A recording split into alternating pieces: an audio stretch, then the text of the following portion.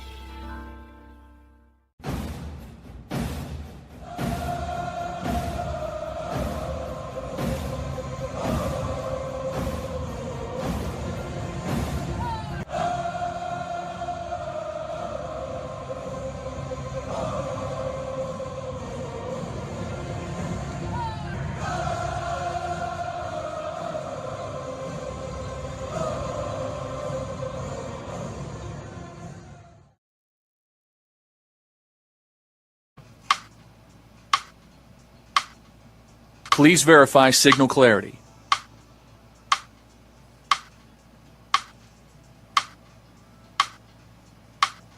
Please verify signal clarity.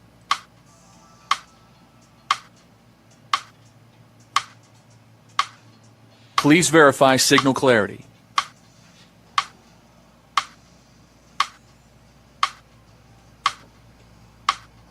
Please verify signal clarity. Quiet, we're on the air.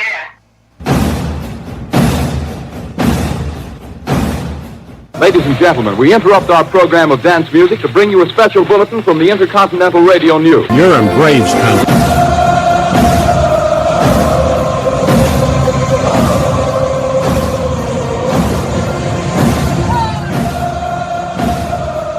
Good evening, Braves country. Our final West Coast trip about to begin. West Coast series about to begin. And 10:15 first pitch, the latest we'll have the rest of the year. Even if we get into October, you're not going to see a first pitch this late for your Atlanta Braves. So hallelujah on that. These are brutal. On my sleep, I'm sure they're not great for yours either. The Atlanta Braves go into San Francisco. We're going to start doing a video version of this, but we got to figure out how we're going to do it short enough to load it into the application that we have. So expect those in the near future. And working on something during the All-Star break that I'll let y'all know more about when we come out of that. But anyways, a couple things to get into here before we get into the actual series itself. First of all, the New York Mets, most of y'all should know by now if you saw our post or have caught up with the news at all today. The New York Mets have fired their manager, Carlos Mendoza, and they'll do an interim for the rest of the year. And why did they do that? Because they're hosting the Phillies this weekend, and they have had really bad attendance. It started with the home series against the Cubs, and I can tell you about calling one of the games, but also watching one of the other games itself. They didn't have anybody in the stands realistically, and I think they were concerned about coming into the series against Philadelphia, where it's a series that they normally have a big turnout for, with them being just. Not only are they division rivals, but they're natural rivals too. Philadelphia being right down the road, and they want to put some butts in the seat. So look, this is a long time coming. Maybe they've always had this circled, but he is gone. And in that same time period, they also traded away one of their swingmans or starter, David Peterson. He goes to the Chicago Cubs. So the sell-off is beginning in in New York.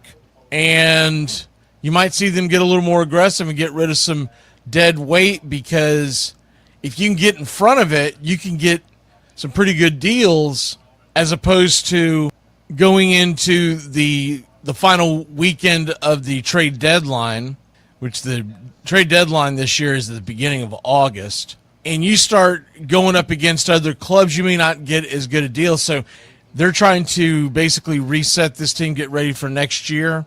And also want to make sure that you're aware of what's going on in the labor negotiations. The Major League Baseball, the short of it is, without getting into the weeds on what's going on with it, they announced a proposal that, of course, the MLBPA always comes back and bashes. It's what they're. I mean, at this point, it's just white noise whenever the MLBPA whines and moans about everything, as opposed to showing us a counteroffer. They always just played the poor woe is me card. And basically it was setting up a deal where it's kind of NBA-ish in the fact that they're talking about implementing a system where a guy that signs with his home club when he becomes a free agent signs a much better contract than he can if he becomes unrestricted and heads. So for instance, trying to think of Ozzy Albies will be a free agent soon. He would get the advantage of signing with the Atlanta Braves as opposed to signing elsewhere. That might be a bad example. The best example would be probably Ronald Acuna Jr., because we're talking about the superstars, and you would top out on a superstar level. So guys like Ozzy could still leave because they're not considered in that same realm of the superstar status. I don't remember what they called it. I believe it was Superstar is what they called it. But the NBA has something very similar where they are out there trying to keep guys on their teams, and that's why you'll see a lot of sign-and trades in the NBA, because a guy wants to sign for his max ability, but the team still wants to move him. And you may see some of that in Major League Baseball, but nonetheless, it caps at $500 million is what they're talking about right now. But there's no reason to get into the whole details of it, because that's not going to be the final offer. We all know that. This is a starting point, but what they're trying to do is help teams build within and keep cores together. And it's really what the fans want as well. If you're a fan of a team, not just the Atlanta Braves, who aren't considered a big market, but we'll take even a step below. Let's say you're a fan of a team for the Kansas City Royals, right? This helps you as a fan. Let's say you're a team, I would say the Marlins, but the Marlins are never going to spend any money. So the Marlins and Rays are dead as far as that's concerned. But these are the teams that we're talking about, the ones that are on the cusp that could sign, but they have a hard time keeping their talent. And so teams like the Kansas City Royals, San Francisco Giants, who have all the money in the world, they can't get anybody to move to San Francisco to play. And we've seen it year in, year in, year out. So if you're a Giants fan, Denver, Colorado, this helps you immensely. So that's what we're talking about. This is what the fans want. They want a level playing field where you don't have two or three teams the Yankees. Let's do it in order. The Dodgers, the Yankees, Boston, and the Mets, of course. Mets are probably more number 2 than anything else. But essentially, you got 4 teams spending all this money, and the rest of them say, "Why? What's the point?" I saw one of the rebuttals was the estimation that if they agreed to this, that the players would lose $500 million total a year. That is nonsense, because what they're not taking into effect is that there would also be a salary floor. And the salary floor is going to drive the everyday dollar to the guys who are in the middle, the guys at the bottom. They're going to make more money because teams have to spend more money. Right now, it's the haves and the have-nots. Not just the teams, but the players. Your bottom of the order guys, your guys in the back of the rotation, guys in the front of the pen, they are making incredibly less money than the top tier guys because all the money gets spent there and it doesn't get spent elsewhere. If you have a floor, you're going to force them to spend money across the board. Okay, we get out of that, and then real quick we'll get into this schedule here. As you look at the way the Braves are playing right now, they're playing really bad baseball. I mean, we have won 3 games since June 9th. We have won 3 games. The White Sox series is where it started. It was a road series, and we lost 4-5 on that road series. We got knocked around by the Giants. They beat us in the first 2 in Atlanta. The third one got rained out, so technically they were swept. And then they lose the game on Sunday to the Brewers after bouncing back and playing very good baseball, where Atlanta had Martin Perez and Chris Hill going back-to-back, and they won two of those, and then Elder spit the bit, and more on that in a second. But what it looks like right now, unless they switch the deck, I'm doing this late afternoon as I'm getting off work and whatnot, so if anything changes, realize that this was recorded a few hours ago. But right now it's Lopez versus McDonald. I wouldn't say the Braves have a big advantage there, but because we're coming off an off day and the Giants are not, they actually had a really difficult series with the A's, where a lot of tight games. Their bullpen should be pretty taxed. But the Braves have the advantage tonight. There's no doubt about it. Lopez, they expect to go around 3 innings. They'll probably piggyback after that. Most likely, I would think Didi Fuentes is involved, but he may not be. Didi Fuentes, it seems more and more like they're trying to keep him to one inning appearances. So we'll see how they play out the rest of the bullpen. A lot to unpack there as the game goes on, but I'm not going to sit here and guess away. And on top of that, tomorrow we have the matchup of Elder versus Webb. And here's my biggest complaint about this whole thing. They could have pushed Lopez to tomorrow, and I laid out the numbers before. We won't go over them again, but the other night I laid out the numbers, how much better Bryce Elder is on 4 days rest. Why the hell do they not see that, understand that, and go ahead and go, let's try it. Let's get him back to 4 days rest and see how he goes. Instead, it's going to be Elder versus Webb. They have the decided advantage in that matchup. That's why tonight's game is so critical. Not saying we can't beat Webb. He has laid some lollipops out there from time to time, but Elder's going to have to be elite Elder from the beginning of the season. He cannot be what he's been the last few outings. I'd feel much more confident if he was going off of 4 days rest. For whatever reason, the man throws better on shorter rest. You give him a long rest, 5 days, 6 days, he usually throws a tomato can out there. And then on Sunday, it's a slight edge, because Robbie Ray did dominate the Braves, and we saw him on the continuation of the rain delay in Atlanta. So he did dominate the Braves, but this will be the second time the Braves will see him in a couple of weeks, so maybe that'll help. It's going to be Chris Sale versus the Giants and Robbie Ray. So we have the slight edge on Sunday's game. We have a definite edge in tonight's game. And Webb versus Elder on Saturday. Giants have the edge, but by no means am I saying we can't win it. It's just we're gonna have elite Elder. Now the benefit of this is the San Francisco offense is not one of your powerhouses in Major League Baseball. You've got a couple of bats that you have to avoid as you go through the lineup. The Rafael Devers, Bryce Eldridge is a hell of a talent, but it's not a top-to-bottom mash unit like we just saw in San Diego. They don't have a balanced attack like we saw against Milwaukee. And so the Braves, I still believe, win this series, but tonight's critical. And Saturday is an absolute springboard, because if you can win the first two games of this series, then you could honestly see a sweep going into the flight back home, where they will host next week. It's Cardinals and it's Mets. We're doing 2 doubleheaders next week on the 1st and the 3rd. And remember something else. On July 5th is an early ball game. It's weird. Whatever. Don't know why they decided to do this. I know Peacock decided, but I don't know why they decided this time of all times, because Peacock has done some standalone games where they do them late afternoon, and I really feel like they should have done that. But anyways, Sunday, July 5th, it is a 12:30 first pitch on a Sunday. So extremely early for a Sunday, but we'll remind you more of that when we get there.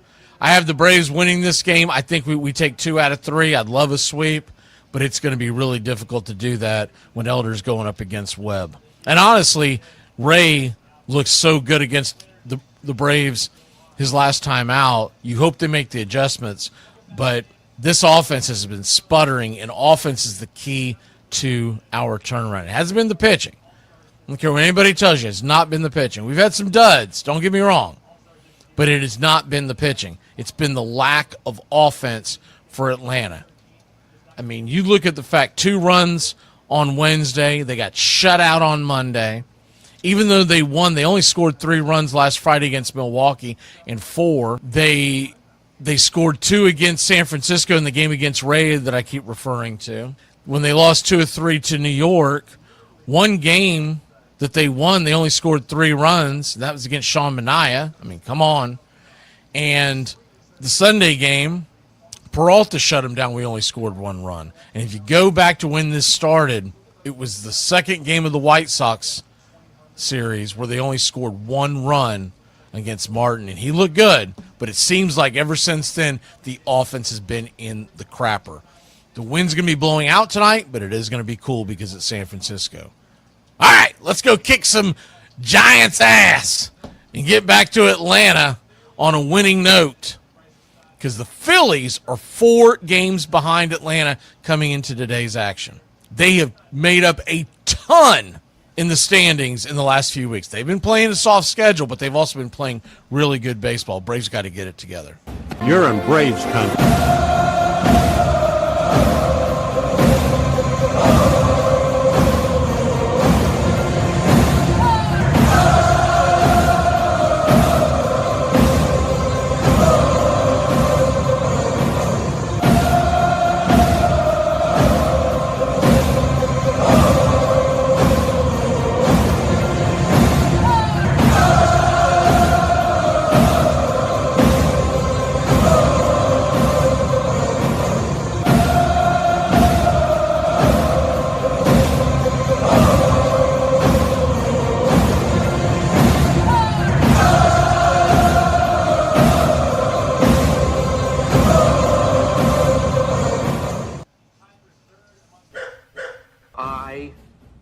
State your name.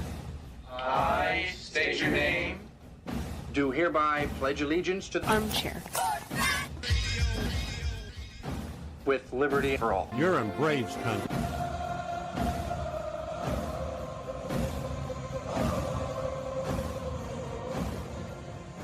Ladies and gentlemen, please direct your attention now to the area in front of the pitcher's mound for tonight's ceremonial first pitch.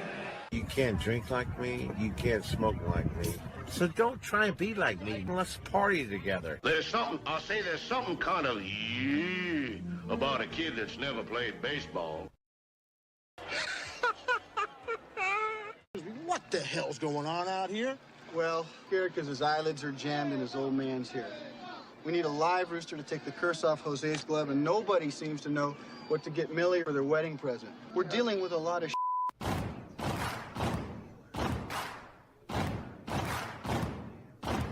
Baseball is a beautiful thing. It's more beautiful in an old park. It's asymmetrical and quirky. But even in a dome with artificial turf, it's beautiful.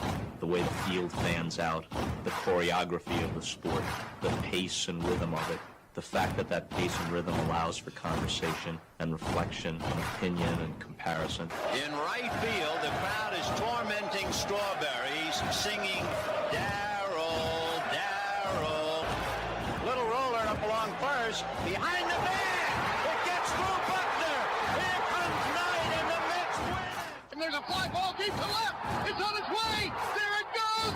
And the Yankees are going to the World Series. Aaron Boone. Ground ball stabbed by Folk. He has it. He underhands to first for the first time in 86 years. The Red Sox have won baseball world championship. Can you believe it?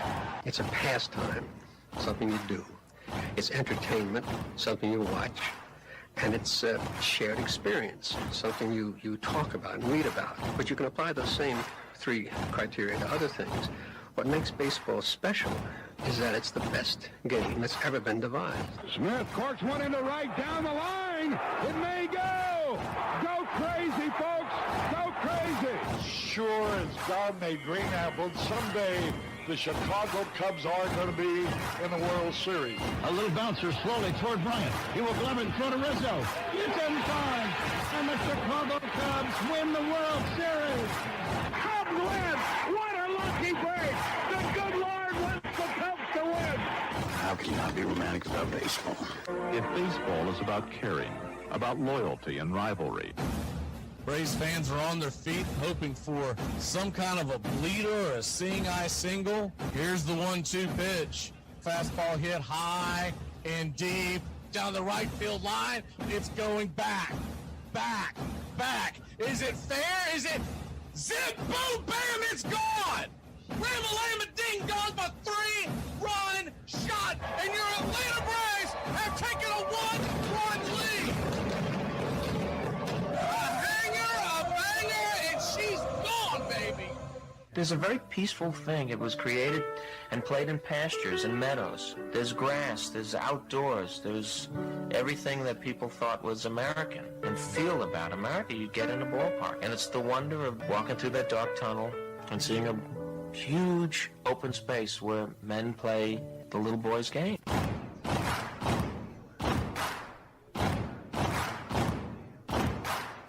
People will come. They'll come for reasons they can't even fathom. Not knowing for sure why they're doing it. They'll arrive at your door as innocent as children longing for the past. They sit in shirt sleeves on a perfect afternoon. They have reserved seats somewhere along one of the baselines. That when they were children, cheered their heroes. It'll be as if they'd dipped themselves in magic waters. The memories will be so thick that I've brushed them away from their faces. People will come. The one constant through all the years has been baseball. America has rolled by like an army of steamrollers. Been erased like a blackboard. Rebuilt and erased again. Baseball to mark the time. This field, this game, it's a part of our past. It reminds us of all that once was good. And it could be again.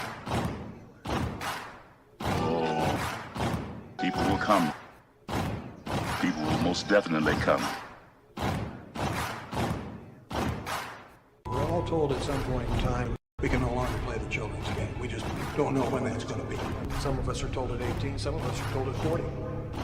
But we're all told.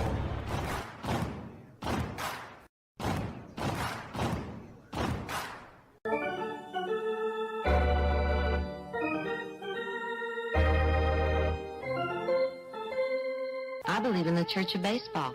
I've tried all the major religions and most of the minor ones. I know things. For instance, there are 108 beads in a Catholic rosary, and there are 108 stitches in a baseball. I prefer metaphysics to theology. You see, there's no guilt in baseball, and it's never boring. It's a long season, and you gotta trust it. I've tried them all, I really have. And the only church that truly feeds the soul day in, day out is the Church of Baseball. Which team do you play for?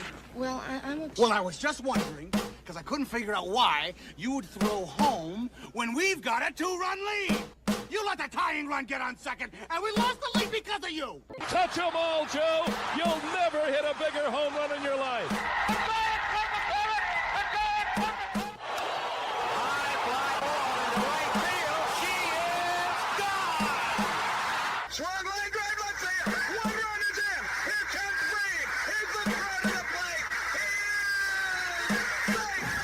You're in Braves country.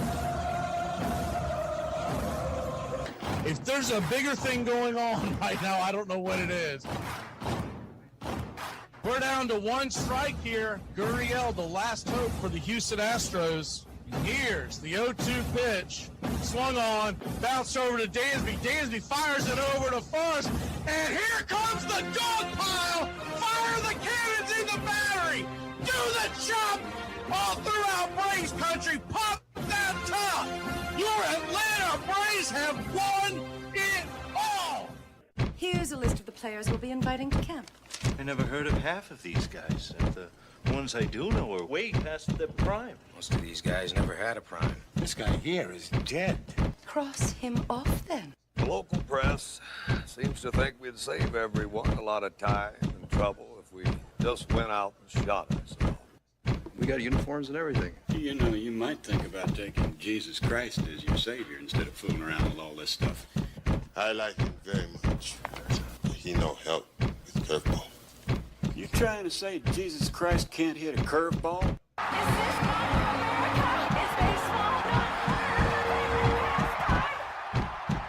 But I'll tell you, these fans are great. Listen to them. Hey, way to go, Rick. All of Ohio loves you. Come on, baby. Come on, Ricky. Come on, Ricky.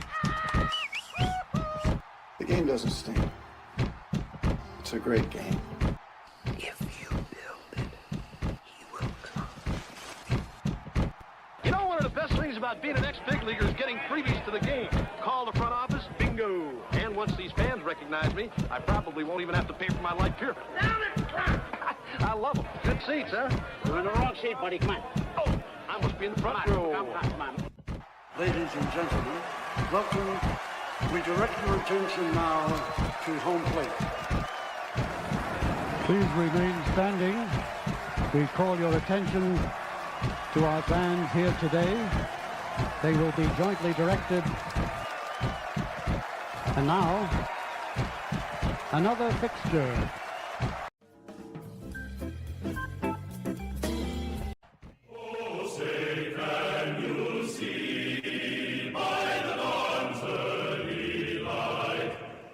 So proudly we hail at the twilight's last gleaming, whose broad stripes and bright stars through the perilous fight, o'er the ramparts we once were so gallantly streaming, and the rockets red bombs bursting gave proof through the night that our flag was still there. Oh, say does that star-spangled banner yet wave o'er the land of the free and the home of the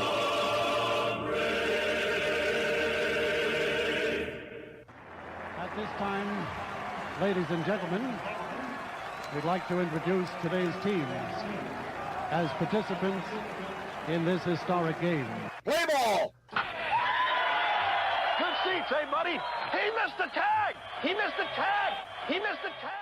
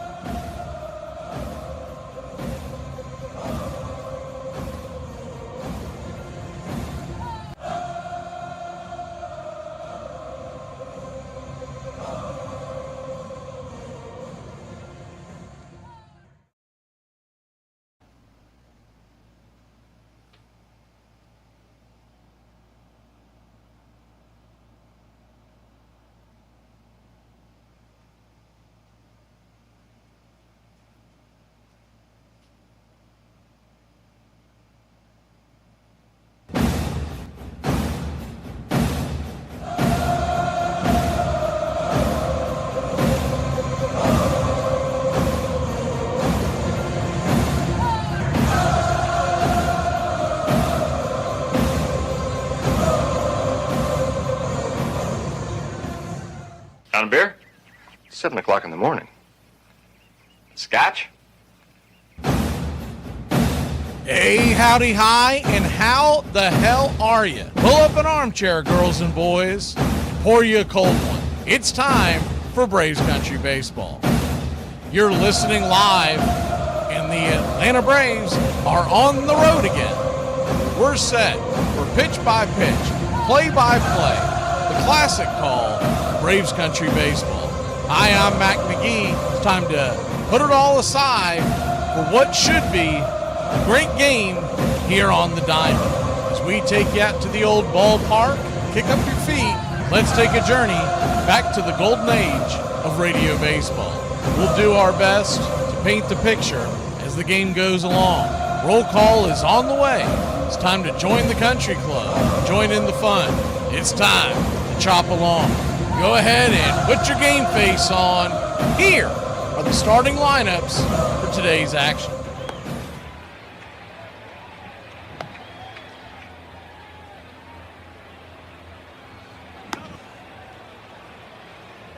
Leading off for your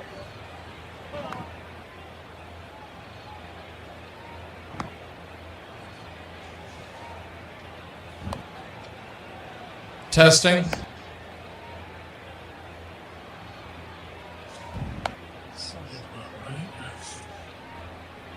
What the hell is it?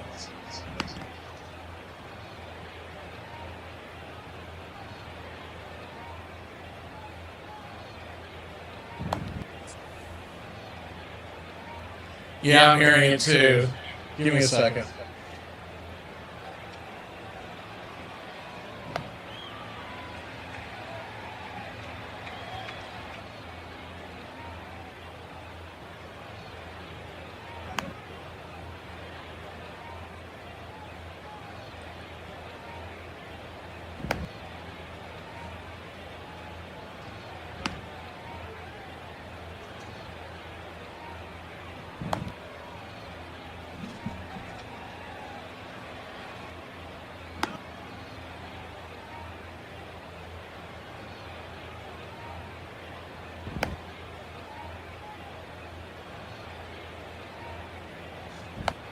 Testing.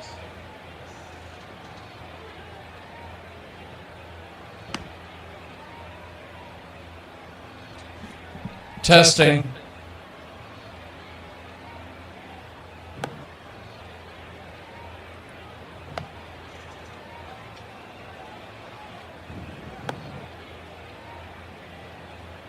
Testing.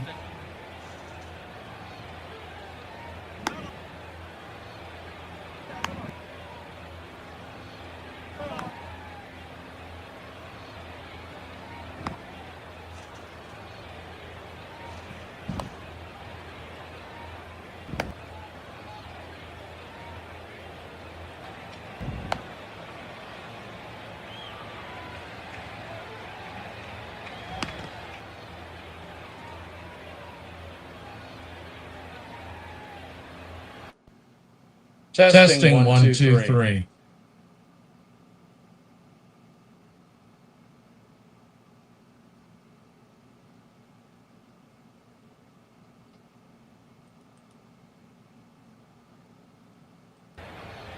Testing 1, 2, 3.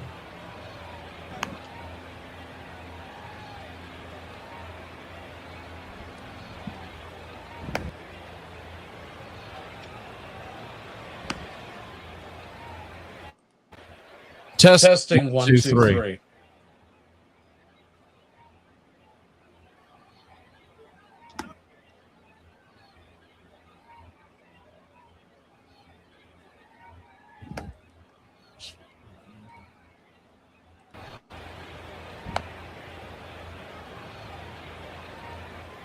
One, 2, 3, 4, 5. 6, 7, 8, 9, 10. 1, 2, 3, 4, 5. 6, 7, 8, 9, 10.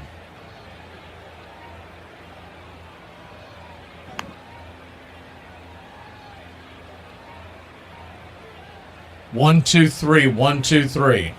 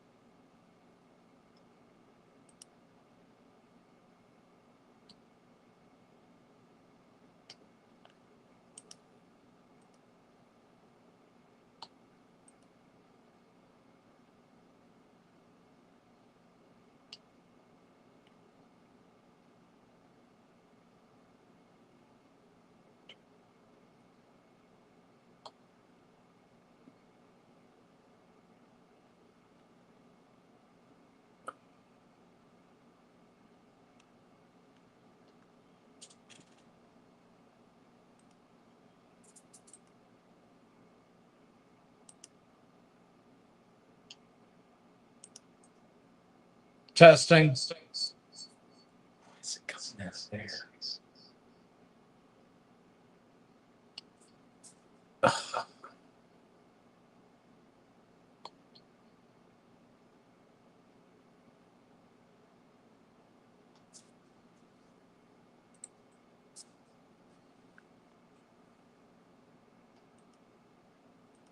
What is going on?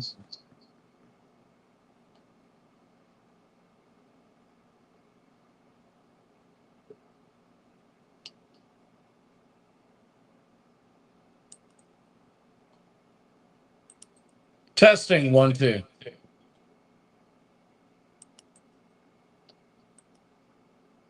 Testing 1 2 3.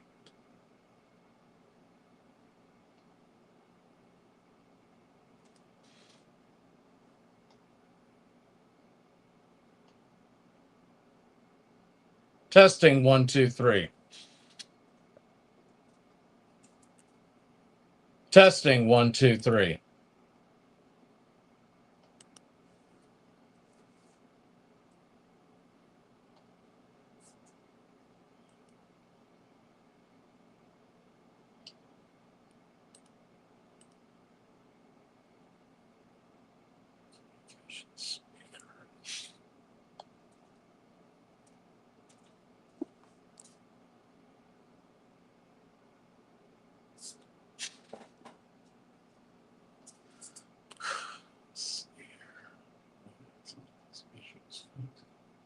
Oh, wait a minute.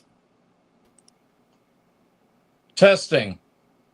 Testing 1 2 3.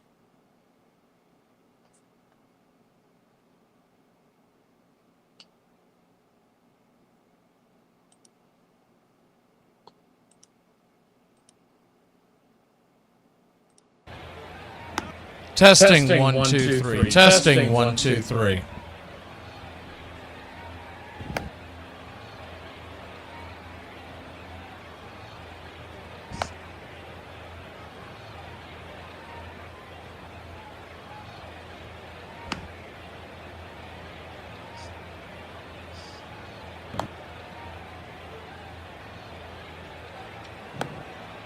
Testing 1 2 3. Testing 1 2 3.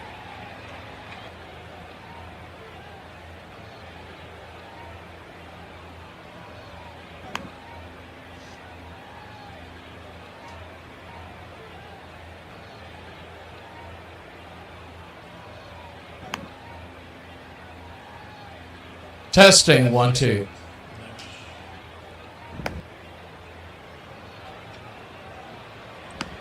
Testing.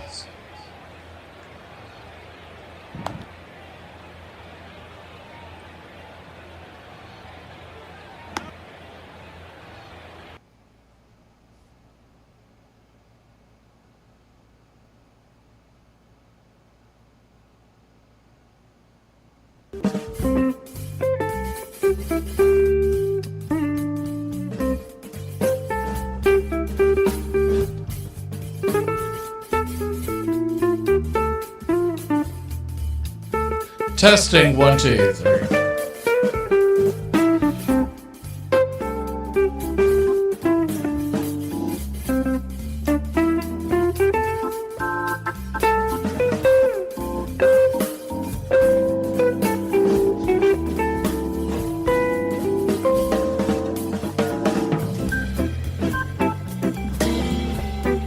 Testing 1 2 3.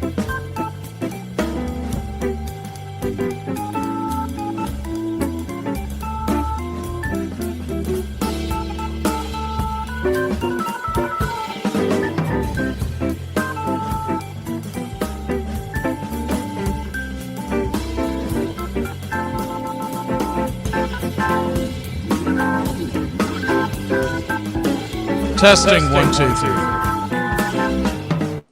Testing 1 2 3. Testing 1 2 3 4. Testing 1 2 3 4.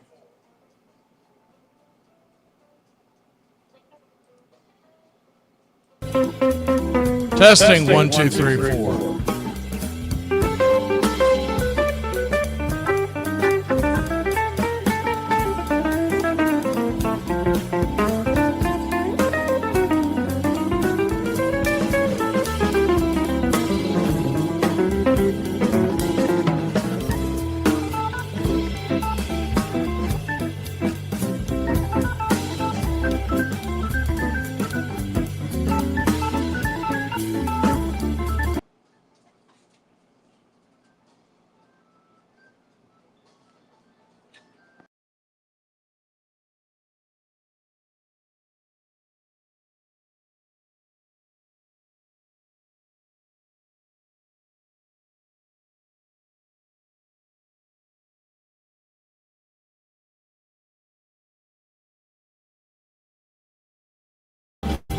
Testing 1, 2, 3.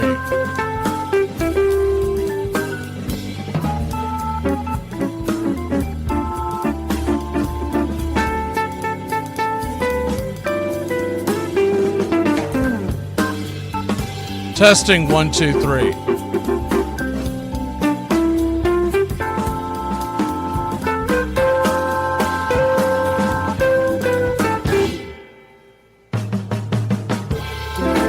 All right, does everything sound well to y'all?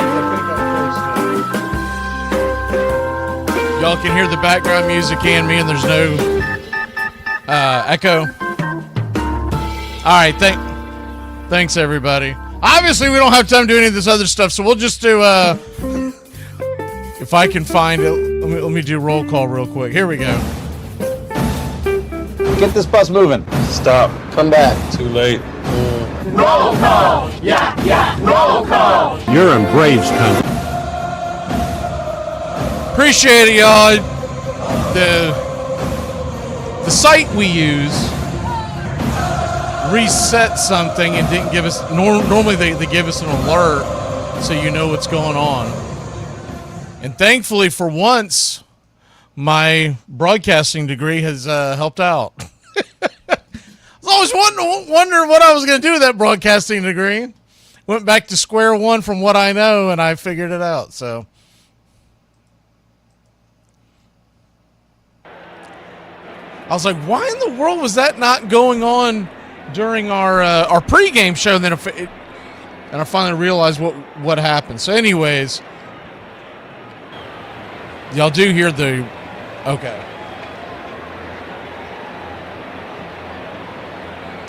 Good to see you, Star Wars.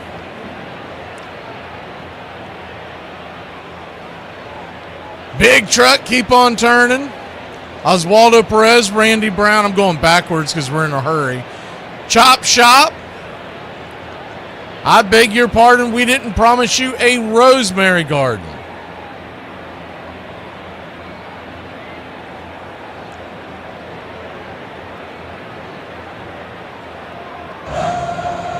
Uncle Charlie, Sleepy Toe, Trip, Razor Quack Quack, Star Wars, tell your damn Phillies to calm down. Tell them to play something other than the Mets. I swear they're playing the Mets every single weekend. Susan Gray.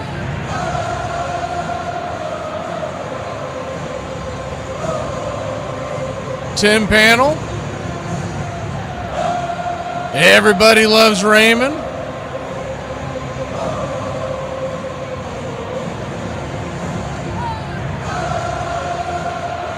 AY.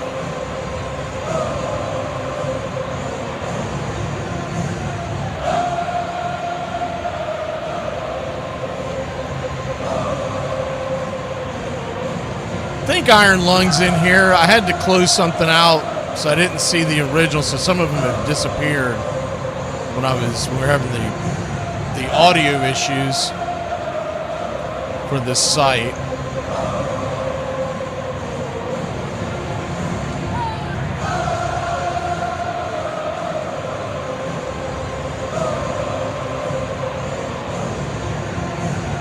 Bob Marley time. Good to see you. About to scroll to the bottom, so if we haven't gotten Scott, good to see you. If we haven't gotten to you, just jump back in. Rebecca, SS Dub,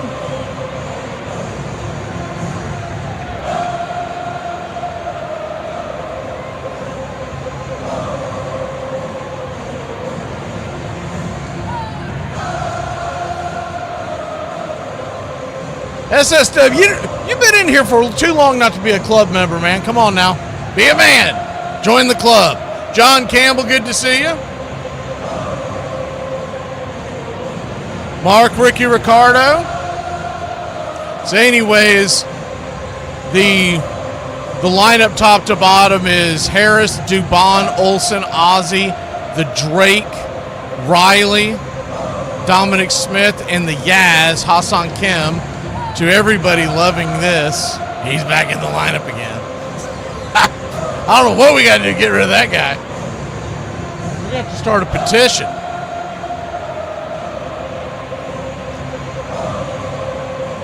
You spelled cheap wrong, SS Dub. Atlanta Braves come in here 48-31. I'm just giving you a hard time.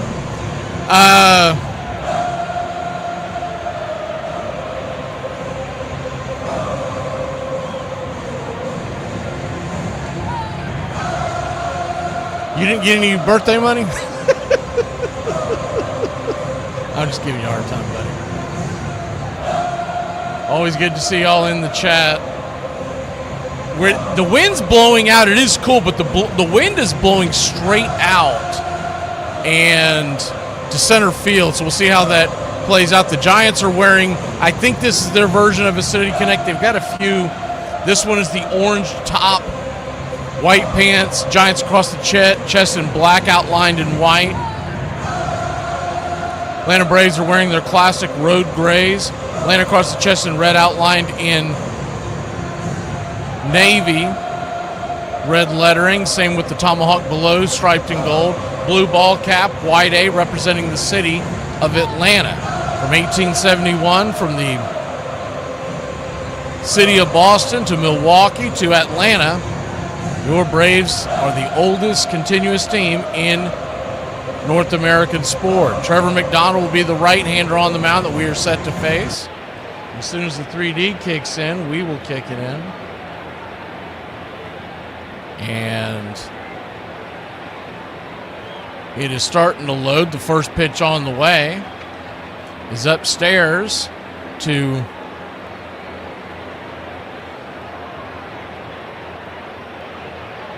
Michael Harris II.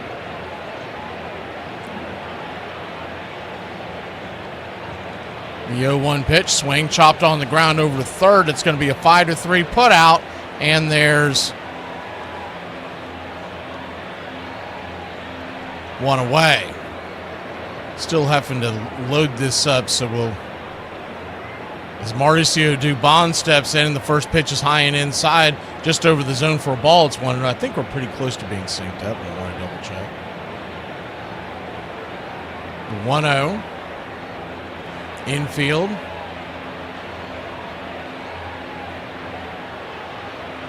Back into the left. 1-0 pitch, well off the plate. Called for a strike, did not challenge. Probably should have. 1-1.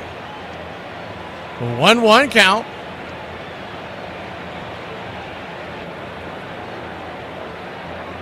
Kicks and fires, swing. Fouls it away, 1-2.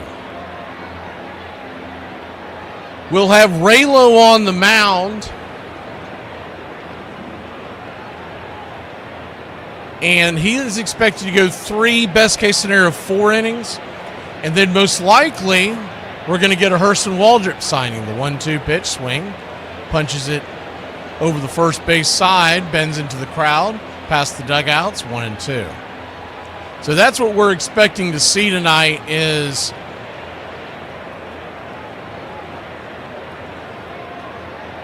a piggyback version. It may not be direct, but I expect to see Raylo and then Hurston Waldrop. The 1-2 pitch, swing, drops it into center field. That's off for a single. It's a 1-out single for your Atlanta Braves. Good piece of hitting there by Mauricio Dubon. Pardon me, would you have any? But of course. In a coinciding move, the Braves sent one of life's finer pleasures, Robert Suarez, to the 15-day IL. That is retroactive to Tuesday, his last appearance. Righty-lefty matchup, first pitch down and away. There for a ball, it's 1-0. I'm sorry, not Tuesday. It's that's what they had on their release, but it's actually the 19th. So last week. So in theory is the 1-0 pitch down and in, 2-0. In theory, I have to double check the numbers on that again, but if he is, I'm sorry, June 23rd, so they just misspoke is what it was. So June 23rd was his backdated as the 2-0, pops it back foul. 2-1. So if you look at the 23rd, that was Tuesday. They had the day right. They had the date wrong, which means he, in theory, could be back next Friday in the Mets series. There's nothing saying that he's going to, but that's what they could do. The 2-1 pitch, throw is high and outside. The runner goes, and Mauricio Dubon steals the base. How about that? Forcing the action. You got to love to see that.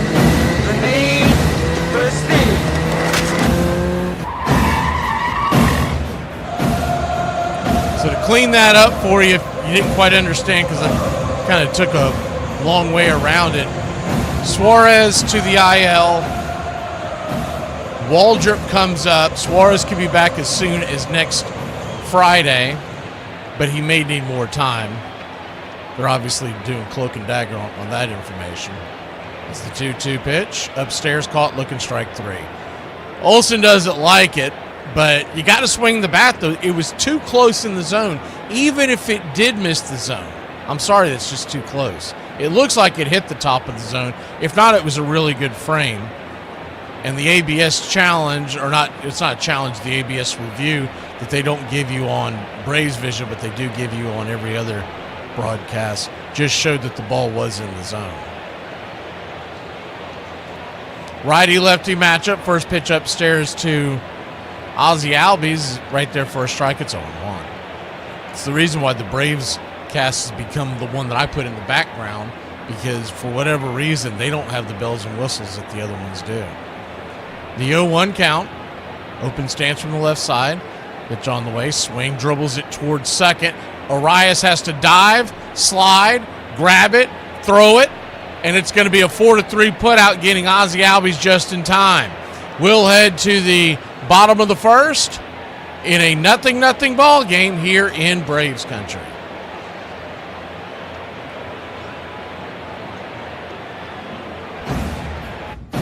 Where do you come from? Where do you hail from? You're in Braves country. It's always great to hear where everybody's listening here in Braves country.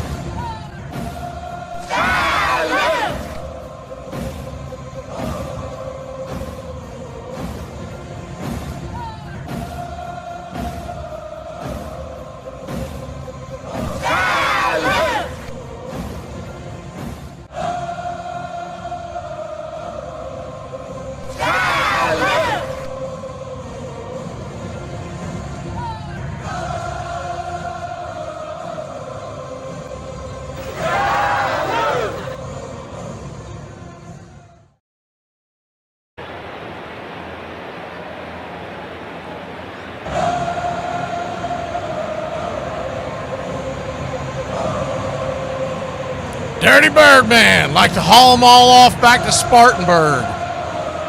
If anybody's familiar with that song.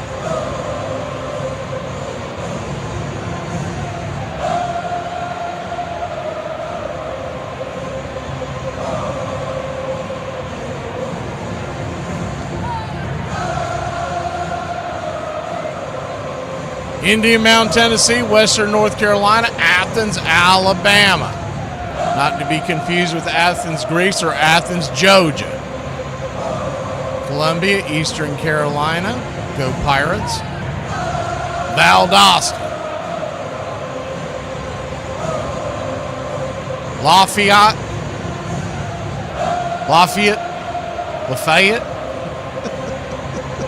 Good to see you, Trip. Lafayette, Louisiana. North Alabama is the first pitch off the 1-0. It's swatted back foul. It's 1-1.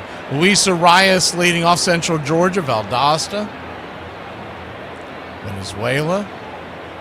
Lafayette, Georgia. The 1-1 down and away, 2-1.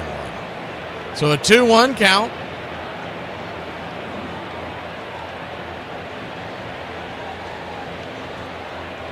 Outside wide, 3-1.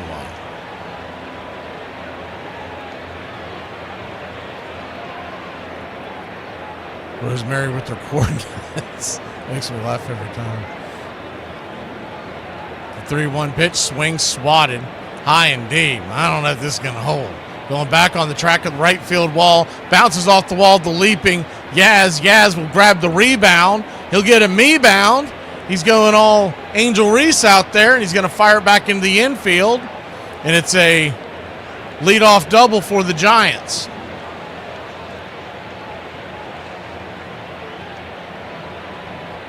So not a great way to start this one.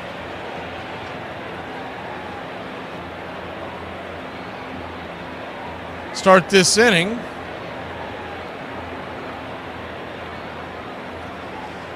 Leadoff double, and Eldridge the batter. First pitch on the way. He's outside wide for a strike. It's 0-1.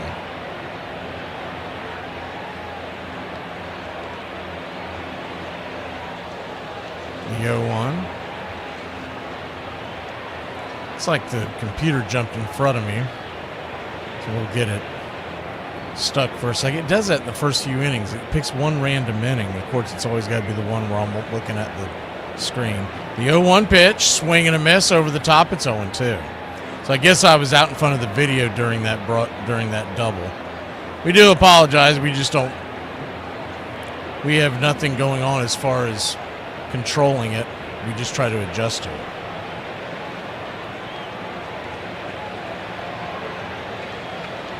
The 0-2 pitch, down and in. Down and away, I should say, more accurately, 1-2. 1-2 count.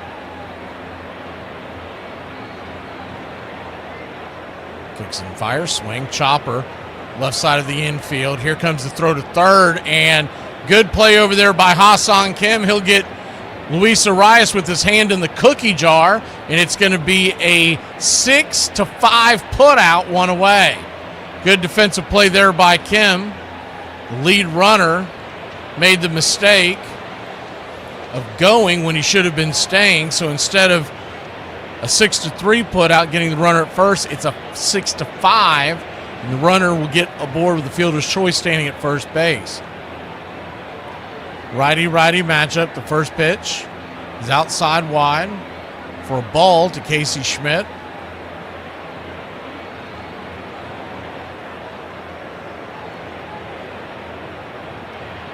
The 1-0. Kicks and fires. Swing. Rifles it down the line. 1-1. Casey Schmidt comes in with 16 home runs on the year, excuse me.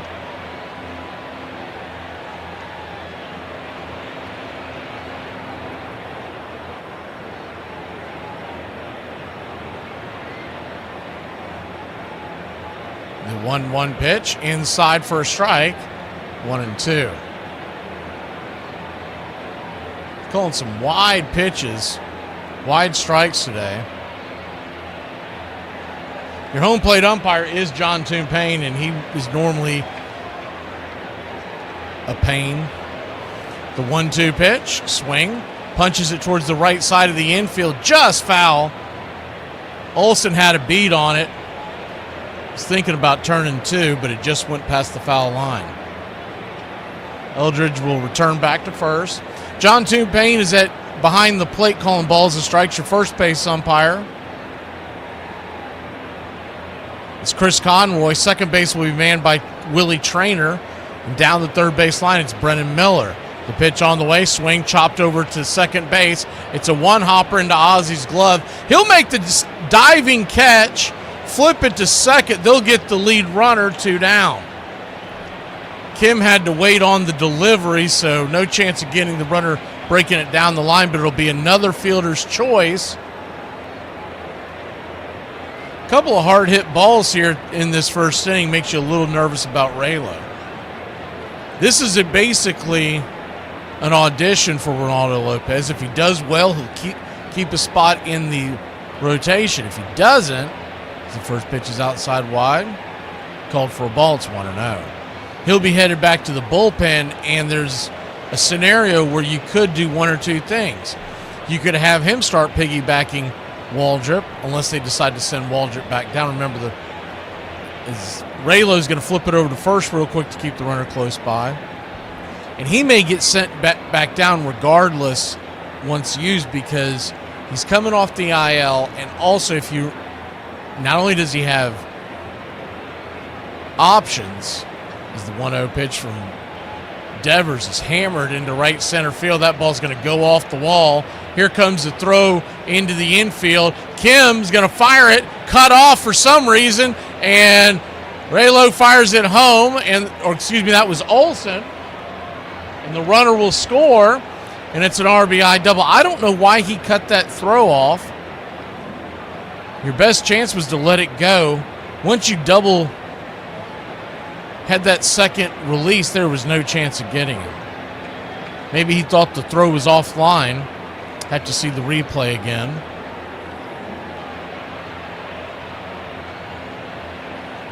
They're not doing a good job of showing that. They keep showing just the base hit it to the outfield. So anyways, first pitch on the way is upstairs, misses high for a ball. It's 1-0. Braves and San Fran cast, neither one replayed the obvious of why he cut that throw off. The 1-0 count, swing, slaps it foul, Jung-Ho Lee, 1-1. So 1-0 your score, San Francisco leads.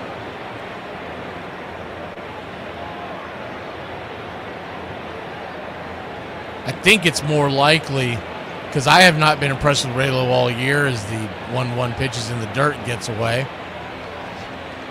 And Devers will scooch on down to third base, and he's 90 feet away from making it 2-0. 1-0 your score.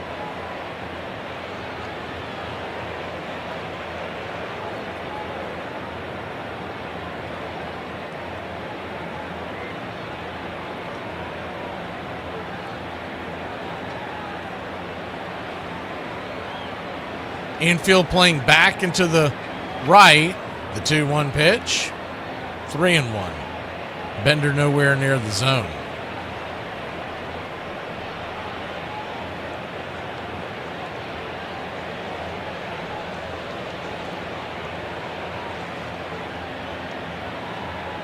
The 3-1 swing rifled back up the middle. Diving stab by Ha-Seong Kim. He saved 2 runs this inning. We'll be back in a flash. Would have saved a third if his throw hadn't got cut off. Back in a flash. Braves trail by 1. Wow, what a play. You know why there's no knock-knock jokes about America? No, why? Because freedom rings. This will solve most of the problems in your life, and I'll keep it short and sweet. Love who loves you, support who supports you, respect who respects you, and ignore who ignores you. Simple. People often ask me, Marcel, what's the best way to change a tire? And I give them the truth. My name isn't Marcel. It's Heidi, and I don't know how to change a tire. The only reason I'm outside is because I heard the heat was stroking people. Had to see for myself.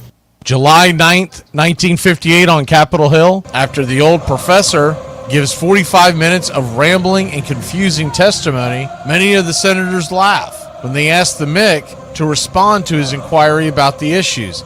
Casey Stengel and Mickey Mantle appear in front of a Senate subcommittee investigating baseball's antitrust exemption. I was asking you, sir, why it is that baseball wants this bill passed. I would say I wouldn't know, but I would say the reason why they'd want it passed is to keep baseball going as the highest baseball sport that has gone into baseball, and from the baseball angle. I'm not going to speak of any other sport. I'm not in here to argue about other sports. I'm in the baseball business. It's been run cleaner than any baseball business that was ever put out in the 100 years at the present time. Well, Mr. Mantle, do you have any observations with reference to the applicability of the antitrust laws to baseball? My views are just about the same as Casey's.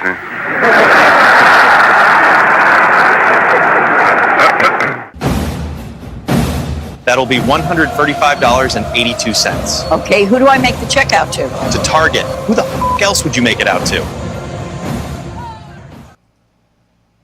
Welcome back. First pitch on the way to the Drake. Drake Baldwin takes it high and out of the zone. It's 1-0. Drake batting 5th tonight. Braves trail 1-0. The 1-0 pitch right there at the knees.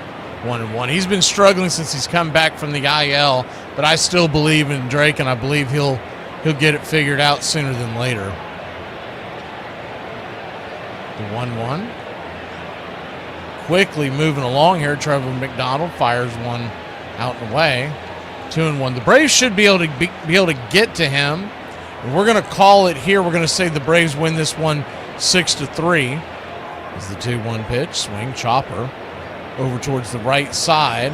4-3 on the putout. Drake. Bad swing there, and there's one down.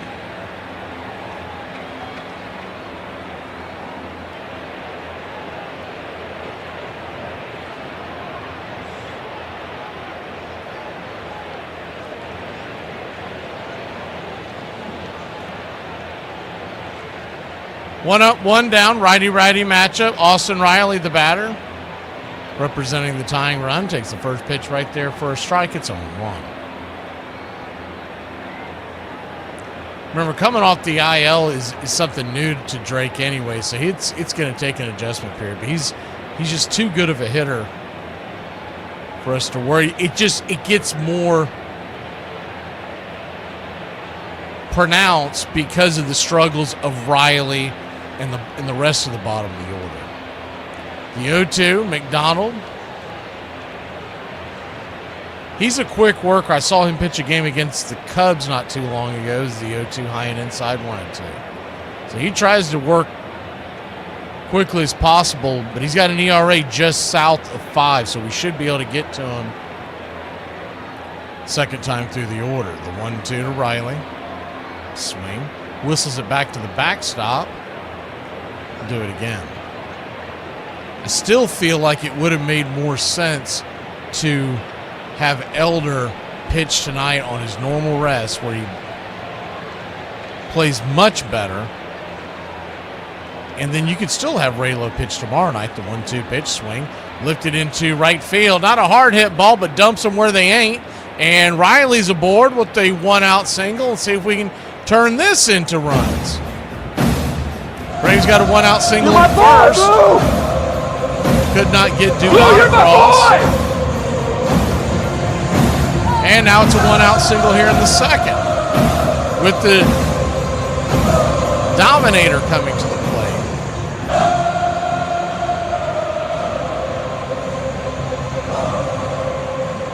Righty-lefty matchup, first pitch. Just below the knees outside, it's 1-0.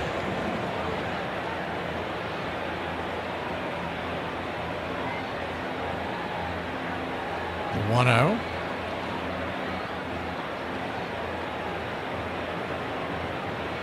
McDonald steps off the mound, and that's going to be a balk. Home plate umpire John Payne called the balk. Have to see what he did again, but it looked like he stopped and started. He comes set right there.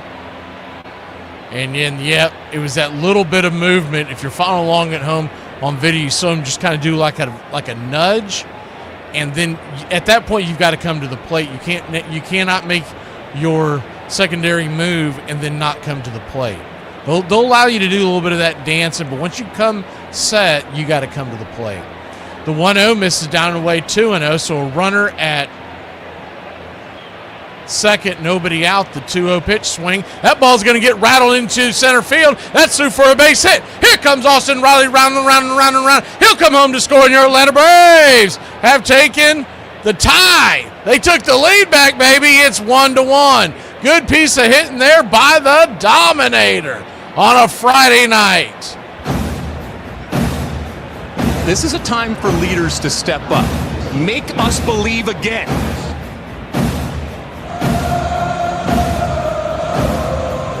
Didn't get it in because of the technical difficulties, but we were leaning either Yaz or Dom Smith as the pick to click. So we're going to go with Yaz because we didn't get it out in time. I'm not going to do it once he's already clicked.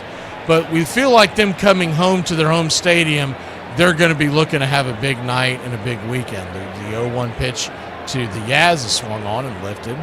high into center field. Underneath it is Jung-Ho Lee, and it's a deep fly ball out, 2 down.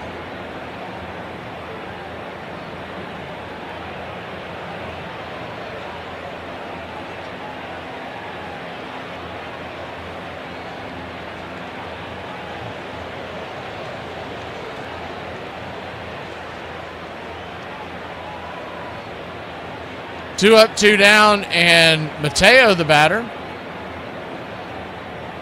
First pitch is right there for an inside cut at the strike. It's 0-1.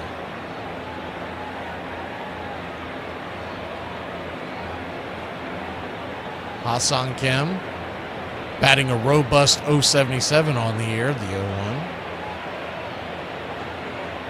McDonald flips it over to first real quick. I mean, he's ex-teammates. He's got to know Dominic Smith's not a threat to go. That would be breaking news if he takes off. The 0-1 to Ha-Sung. Down and away. Good take. 1-1. Standing on deck, the top of the order.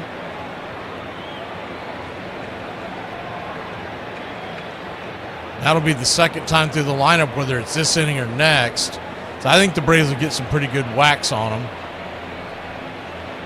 Hopefully they'll find the green grass. The 1-1 pitch swing. Rifles back the sinker out of play. 1-2. Appreciate you spending your Friday night here in Braves country. If you haven't already, please hit that like button and subscribe. Join the country club. We're here for over 300 play-by-play games here in 2026. The 1-2 pitch, swing and a miss, strike 3. Chases a bad one well off the plate, slams his helmet, and will head to the bottom of the second. But not before your Atlanta Braves put one on the board. It's all tied up, son, 1-1.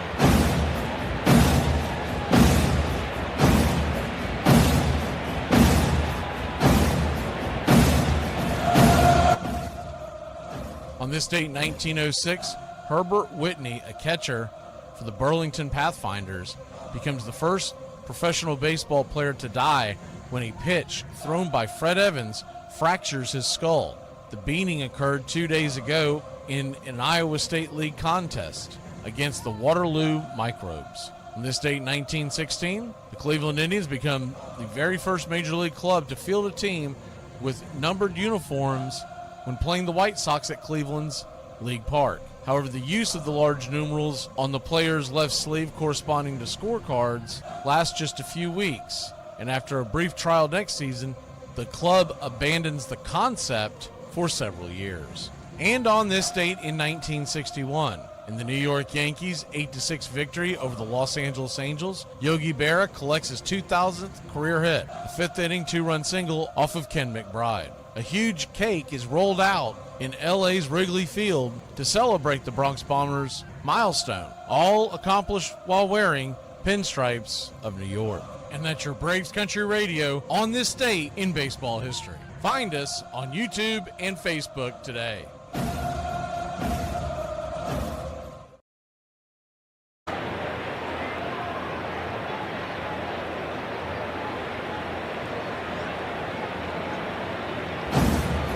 For about 70 cents, you can buy a can of soda, regular or diet. For about 70 cents, you can also buy a cup of coffee. For about 70 cents, you can buy a pack of gum, plain or sugarless. For 10 cents a day, you can buy the Country Club for Braves Country Radio.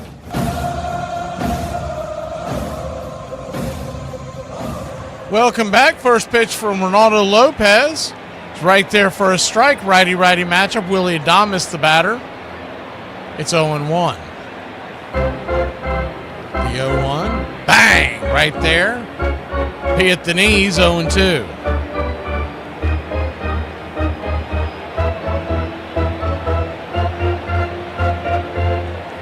Braves won. Giants won. Bottom 2. The 0-2 pitch. Try to get a chase a slider down and away. 1-2.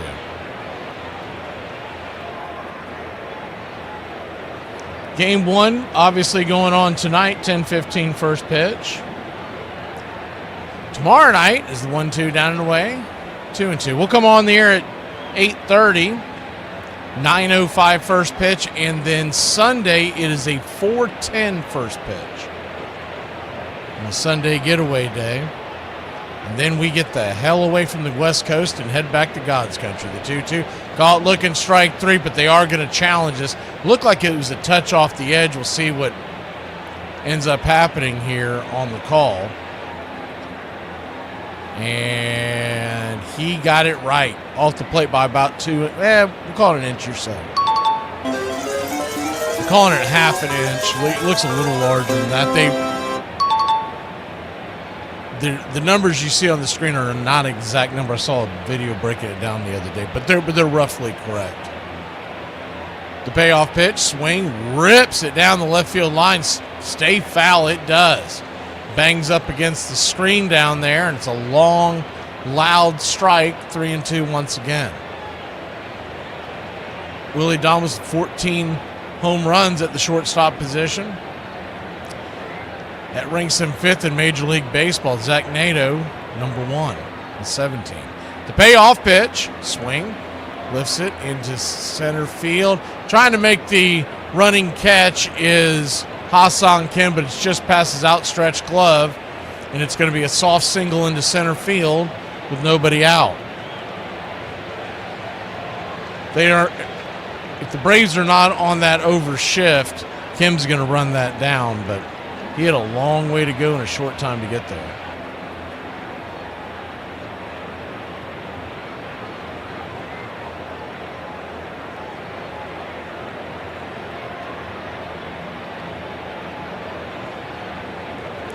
First pitch right there for a strike to Matt Chapman.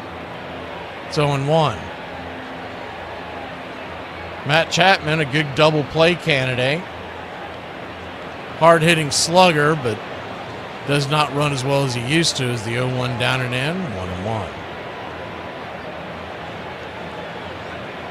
The 1-1 count.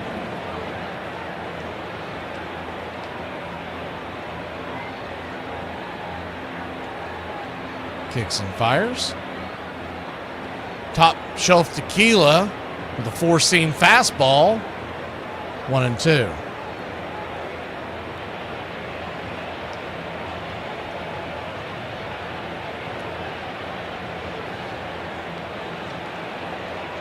The 1-2 pitch, swing, pops it down the line, foul. Standing on deck is Kavanaugh, and he is making his Major League debut. Drew Kavanaugh.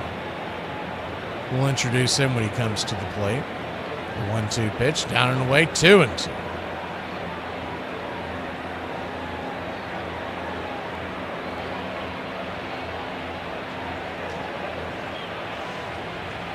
The 2-2 count, runner at first.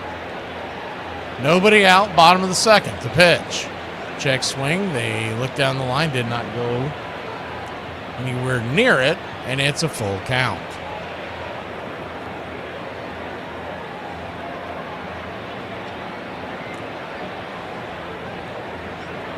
The payoff pitch from Raylo. Swing, lifts it high into center field. Money Mike's got the catch, and he's going to try to double up the runner. Here comes the throw. Perfect strike to first base, baby. Money Mike. 75% of this world is covered by water. The rest by Michael the Hawk Harris. What a hell of a play.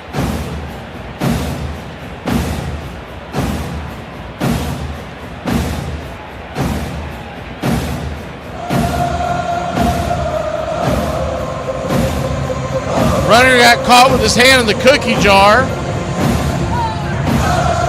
That'll bring Kavanaugh. Drew Kavanaugh, the rookie, takes his first pitch here in Major League Baseball. For a ball down and in, it's 1-0. 6 foot, 219-pounder is Kavanaugh. He is from Troy, Michigan. Played his college ball at Florida Southern. The 1-0. Swing and a miss, pumping the four-seamer right by him. 1-1. He was drafted in the 17th round in 2023. 510th overall pick. The 1-1 high and outside. 2-1. So a 2-1 count. Batted .330 in AAA this year in 32 games. The 2-1 swing and a miss, 2-2. Chased the curve down. Batted .279 in AA in 22 games. All in all this year, as the 2-2's fouled back, we'll do it again. He has 9 home runs in 2026, 35 walks, so a pretty good eye. And for his career in the minor leagues, started a handful of years ago, he does have 25 home runs to his name, so pretty good hitting catcher. The 2-2, swing and a miss, strike 3, and Raylo gets out of the jam, and we will head to the top of the third. 1-1 here in Braves country. What's for dinner?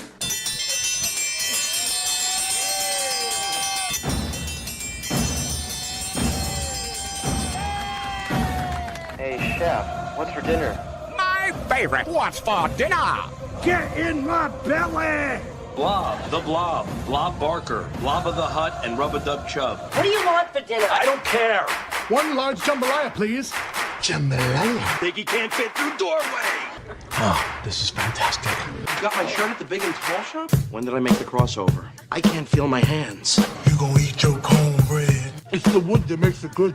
Oh my God, I'm fatter than the skipper. No and then! And then! No and then! And then! No and then! And then! No and then! And then! I refuse to play your Chinese food mind games. You sure you know what you're doing? Yeah, Chinese food seems kind of complicated. Well, maybe for a less experienced chef. That ketchup? It's just a base. You don't understand cooking. Hey, you know what? I just figured out what I want for dinner. A nice hot bowl of shredded stew. Gazpacho, por favor. Por favor? I'm part Spanish. Adios, muchacho. Maybe you're getting cheese ball syndrome. I love broccoli. It's good for you. Then maybe you'd like to have a piece. Vile weed! Hurry up and munch those fries. We've got to get back to work soon. One large crab bisque to go. You want bread? You're pushing your luck, little man. Huh, you know what? I'm sorry. I've had shredded stew before, and it sure as diddly didn't taste like that. I'll tell you what, a refill on this delicious exotic tea. That's duck sauce. That is good. We're trying to lose weight. Fatty McButterpants. Lay off there, I'm starving. I'm gonna order some pizza. A little neighborhood joint called Domino's. Domino's? Everybody enjoying the food so far? Oh my God, yes. We're gonna come tomorrow night and every other night for the rest of our lives. Oh, and don't cheap out on the tip. We all know you're loaded now. What's for dinner?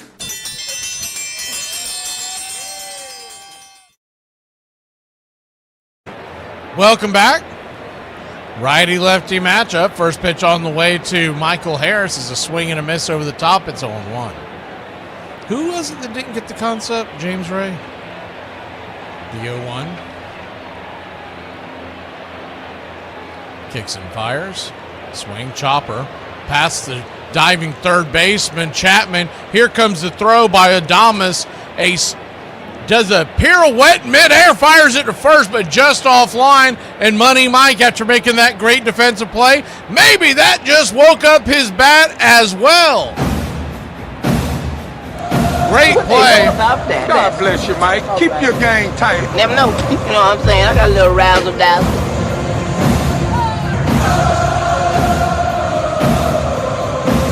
Righty-righty matchup. First pitch down and into Mauricio Dubon is right there for a ball. It's 1-0. When we play these clips, James Ray, doesn't mean you have to currently be eating at the time. You could eat earlier tonight. You could be eating later tonight. Hell, you might have just gotten off work. 1-0, fouls it down the line. 1-1.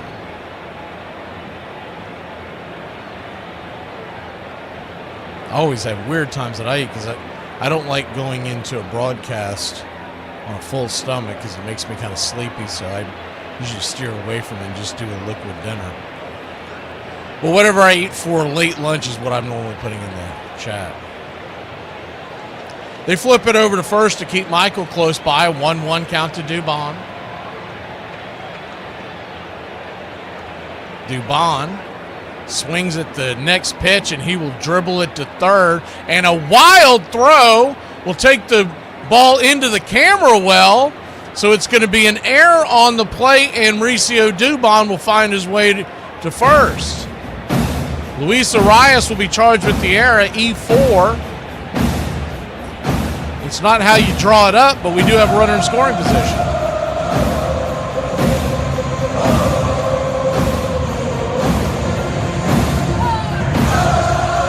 Dubon was swinging at a pitch on the outer part of the plate and doing that step back swing that he likes to do. So if he doesn't groove that just right, that's normally what's going to happen. But we got bailed out by the error. He also stumbled coming out of the box. So Arias, I guess he just didn't notice it, but he had a lot of time to get Dubon, but he bounced it into the camera well. Matt Olson takes the first pitch for a ball. It's 1-0. Righty-lefty matchup to 1-0. Sizzles it foul. Atlanta Braves all tied up at 1 apiece. Figure if you can get a couple of wins out west here, you'll put some smiles back on these guys' face. You can tell they're grinding through it. The 1-1 pitch. Outside wide, 2-1. The next couple of days, it's going to be a tough road. We've got Logan Webb, who's always pitched the Braves tough, and Robbie Ray, who had pitched a masterpiece against the Braves last Wednesday morning in Atlanta. The 2-1 pitch. Swing. Chops it over towards short. Adames will take the easy out. Olson running, so it's an easy 6-3 put out, and there's 2 down. But on the play, the runner will make it down to third, and Dubon's 90 feet away. The Braves taking the lead. Ozzie Albies will be the batter.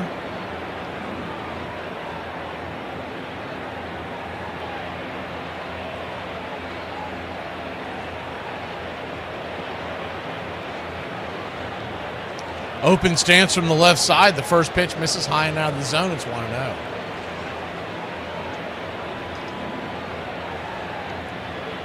1-0.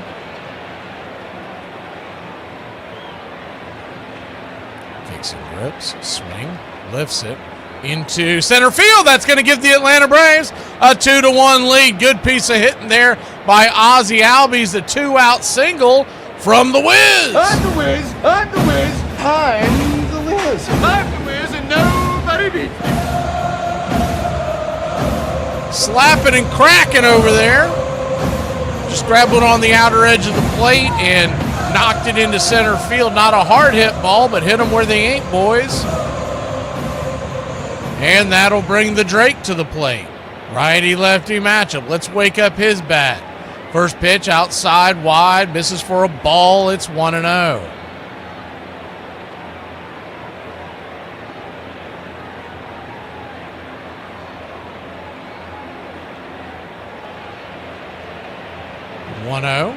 Kicks and grips. This is outside wide. Ball 2-2.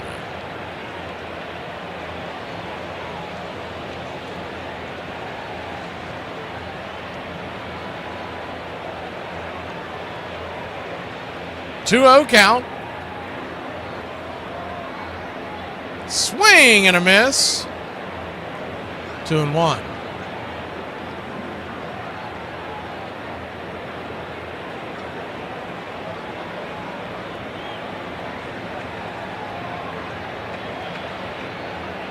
The 2-1. Going to flip it over to first real quick to keep the runner close by.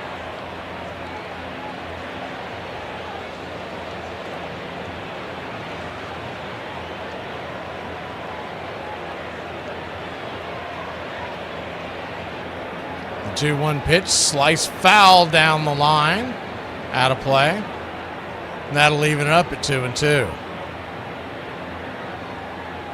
Braves 2, Giants 1. Just getting going here. Top of the third inning on a Friday night in Braves country. Hope you're enjoying your night. Appreciate you stopping by. Is the 2-2 inside, 3-2. So it's a full count.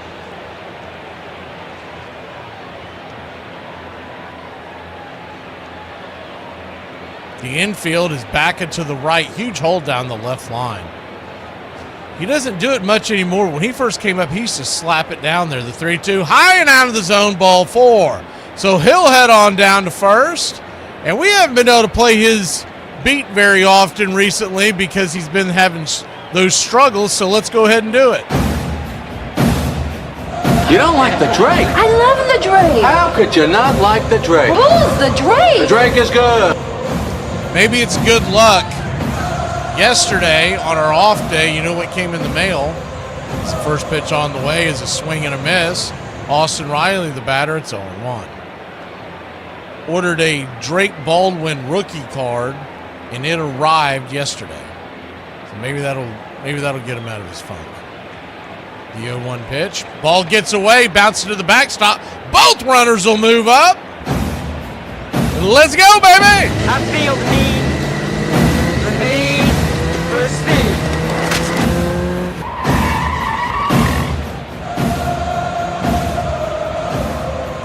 So now a single would give the Braves a 4-1 lead.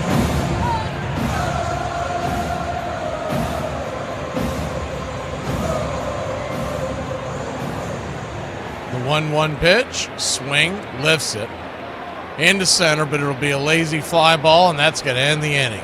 Austin Riley knows how to put out a fire. We'll be back in a flash. Bottom of the third we go here in Braves country.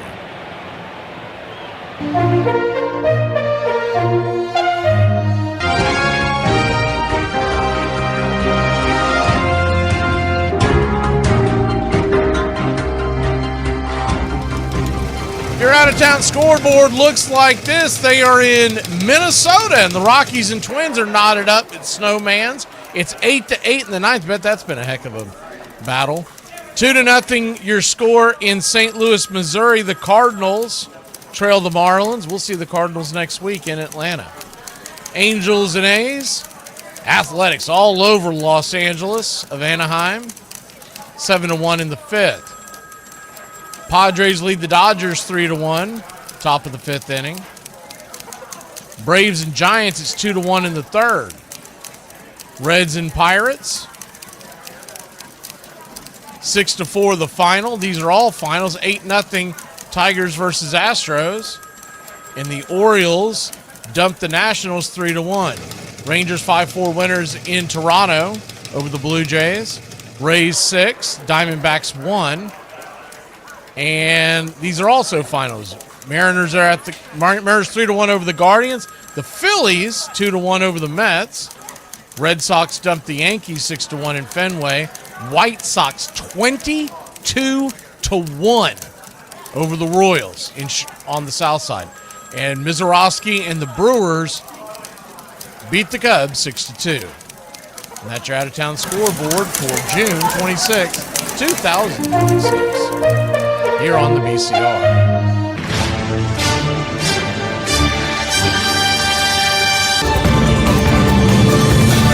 Cover the point spread, cover the point spread, cover the point spread, cover the point spread.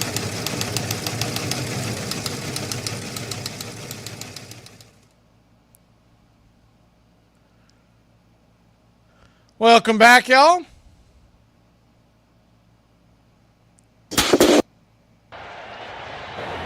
Ronaldo Lopez goes back to work, this time with a 2-1 lead. We go to the bottom of the third. And the first pitch to the plate to the right-handed bat, Barricotto.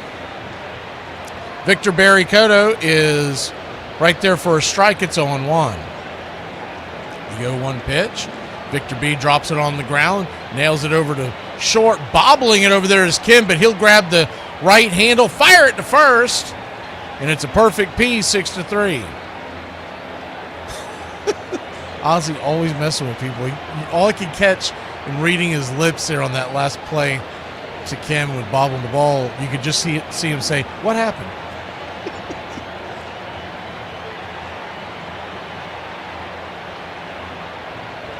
Righty-lefty matchup is Luisa Rice. Takes the first pitch right there for a strike. It's 0-1. The 0-1. Down and in, 1-1.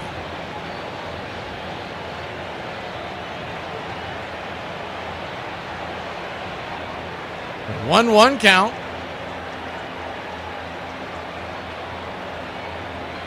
Swing lifted high and deep into right field, drifting back towards the big corner out there in the outfield. Making the catch is the Yaz for allowed out number 2. Deepest part of this park is in that area in right center where it corners out past 415. It's Dylan Dodd who's warming up in the pen, not Hurston Waldrop, though I do see Hurston Waldrop stretching.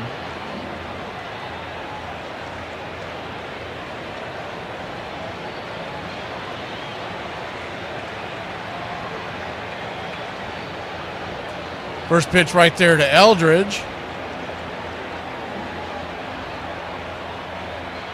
Right there for a strike. It's 0-1.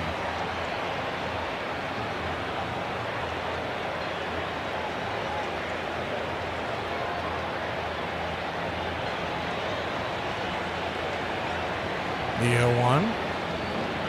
The 1-1, excuse me. Outside wide. 2-1. 2-1 count.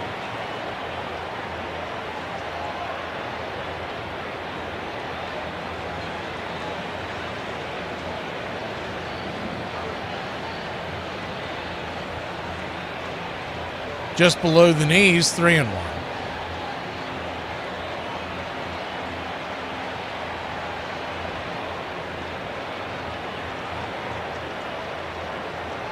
The 3-1 from Raylo. P right down the pipe. Taking it all the way, full count. Eldridge with 6 home runs on the year, one of their top prospects. 3-2, swing, rolls it down the first base line, foul, and we'll do it again.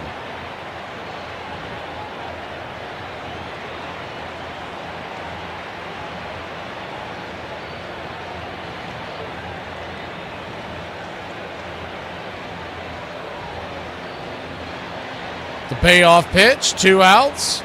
Raylo kicks and brings it. Swing, slaps it down the left field line. That's going to be extra bases. That ball rolls into the corner. Eldridge with not great speed, heading around first, going to second, and there are 2 outs. Dubon corrals the ball.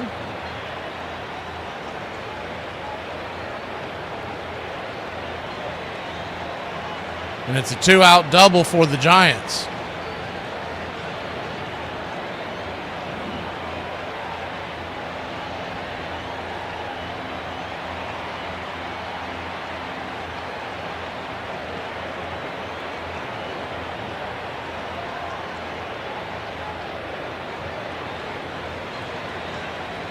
Righty-righty matchup. First pitch on the way, right there. P at the knees to the right-handed bat. Casey Schmidt, it's 0-1.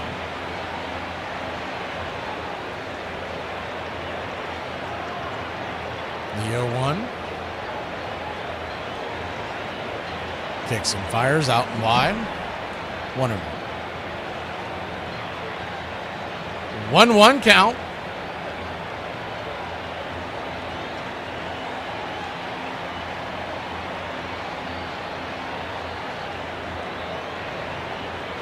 Hang and Bender smacked down the third base line, but foul.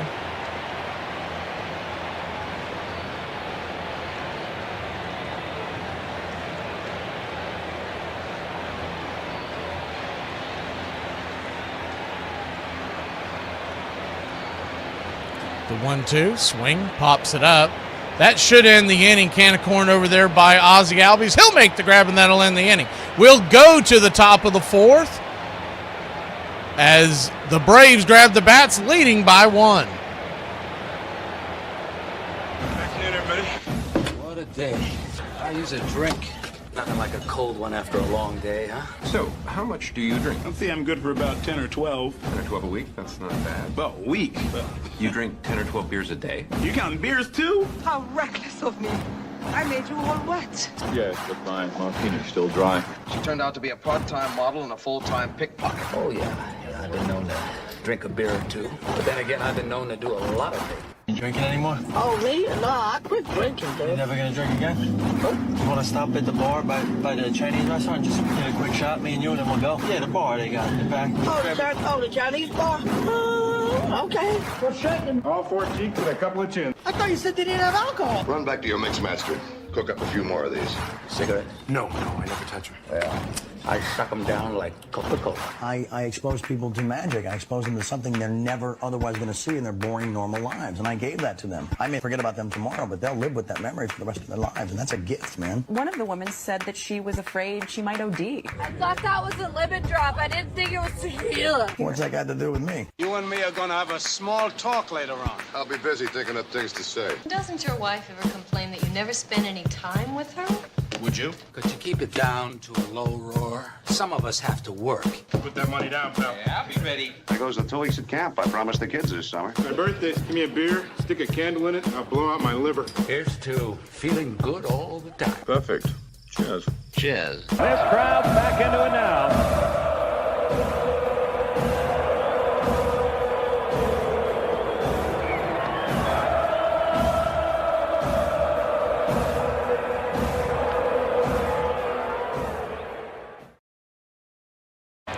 Welcome back.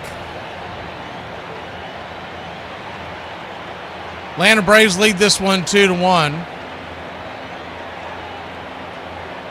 First pitch is right there for a strike to start the inning to Dominic Smith, righty-lefty matchup. It's 0-1.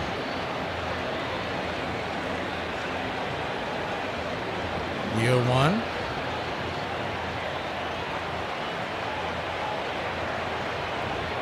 Misses outside with the slider 1.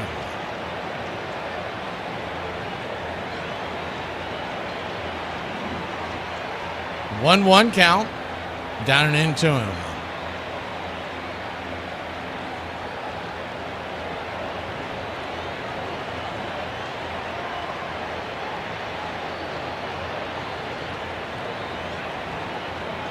The 2-1 pitch. Swing, chops it on the ground over to first.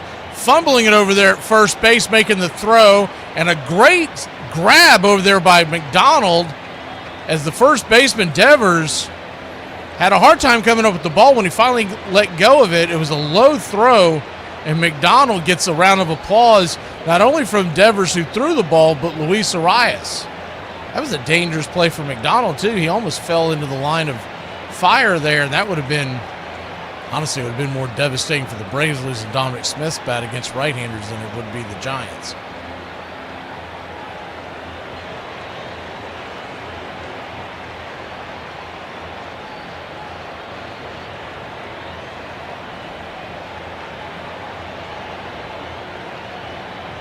First pitch is outside wide to the Yaz. Sinker misses for a ball. It's 1-0.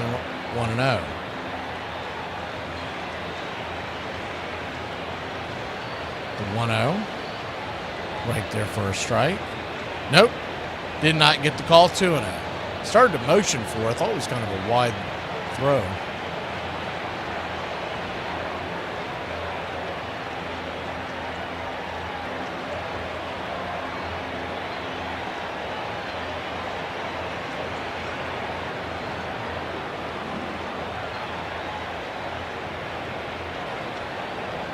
Sinker right there for a strike. 2-1.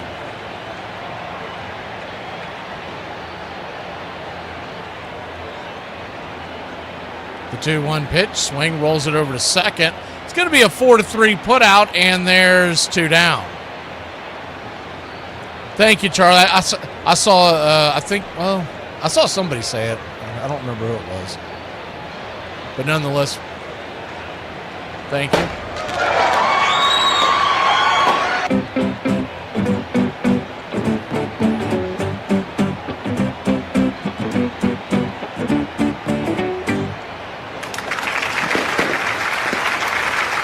First pitch to Hassan Kim is right there for a strike. It's 0-1. The 0-1. Inside.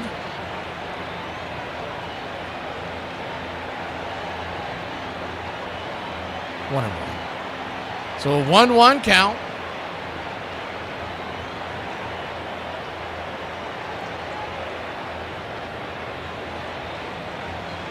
Up there for a strike, 1-2. Is this from tonight or is this old? I see is it Tripp's birthday? Can somebody verify that? The 1-2 count. 2 outs. Top of the 4th.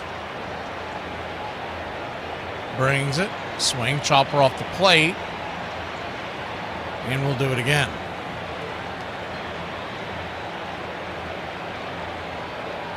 So that is tonight. Okay. I did not realize that. And did Tripp become a member tonight? I thought he was already a member. Must be. I'm saying that. I'm thinking all that was going down when I was having the technical difficulties. The 1-2 inside. No way that was a strike. Hassan Kim is doing the smart thing and challenging this. That pitch was 2 inches inside. Easy. And he won that challenge.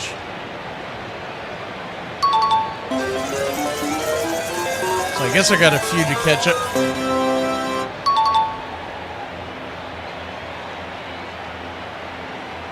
So it's Tripp's birthday. Did you become a member tonight, Tripp, or is that something we forgot to clear out of the system?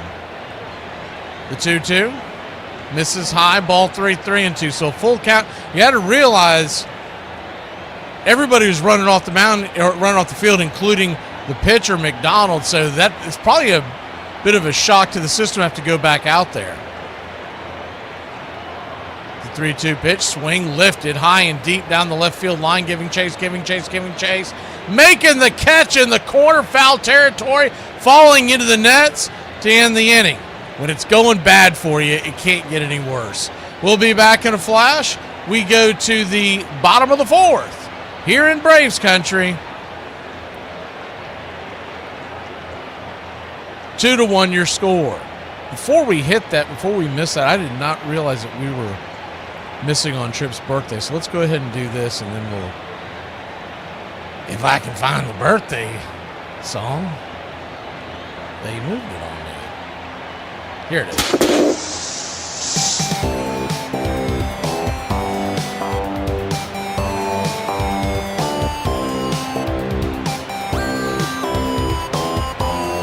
Happy birthday, Tripp.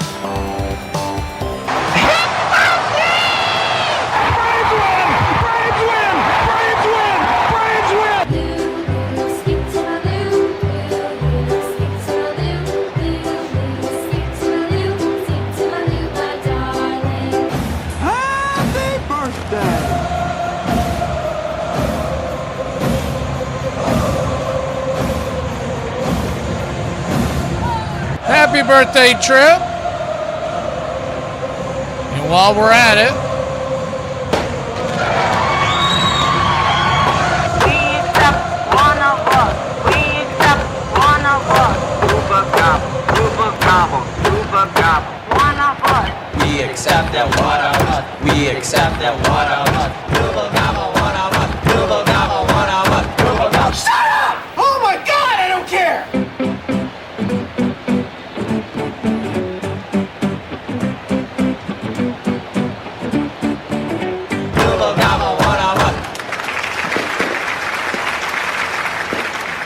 Mac McGee. And we're on the same team. The Country Club for Braves Country Radio. And we need more players. We need you to help us win the battle against hunger and poverty. You can sponsor Braves Country Radio. Teamwork is what The Country Club for Braves Country Radio. it is all about. And that's why we need you. For just $15 a month, Don't get greedy. Ask for $2.99. you can sponsor a child just like Braves Country Radio. I've been able to really help, Braves Country Radio. and it feels so good. It's so easy. Just reach out now and start sending your love around the world. The Country Club for Braves Country Radio. Join our team. We really can bat 1,000. Mac McGee. Who's waiting for help? There's room on our team for you. Welcome back. First pitch right there to Rafael Devers. Called for a strike. It's 0-1. Righty-lefty matchup. He drilled a double his first time up. It's the 0-1 swing and a miss. It's 0-2.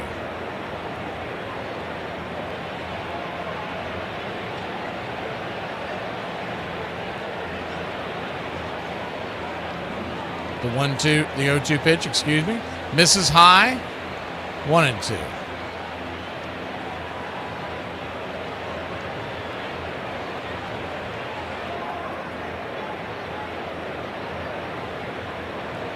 The 1-2 pitch. Down and away. Good take. Slider misses. 2-2.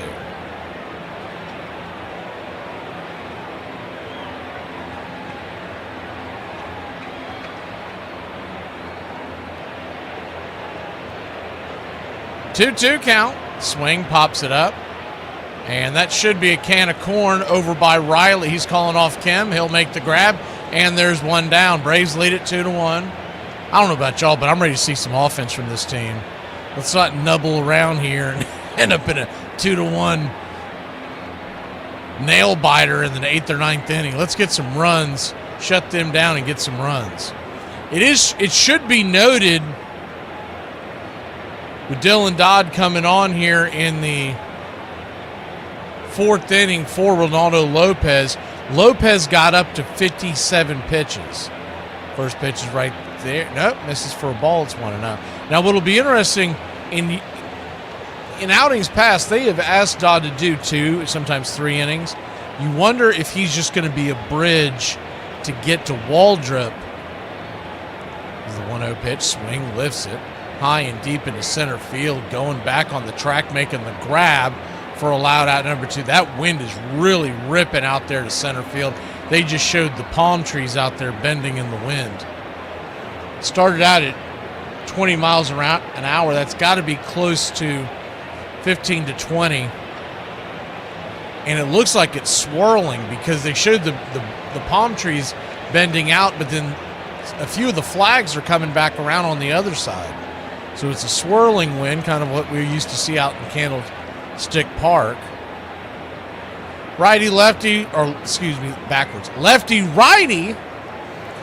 Dylan Dodd fires the first pitch cutter upstairs. It's 0-1.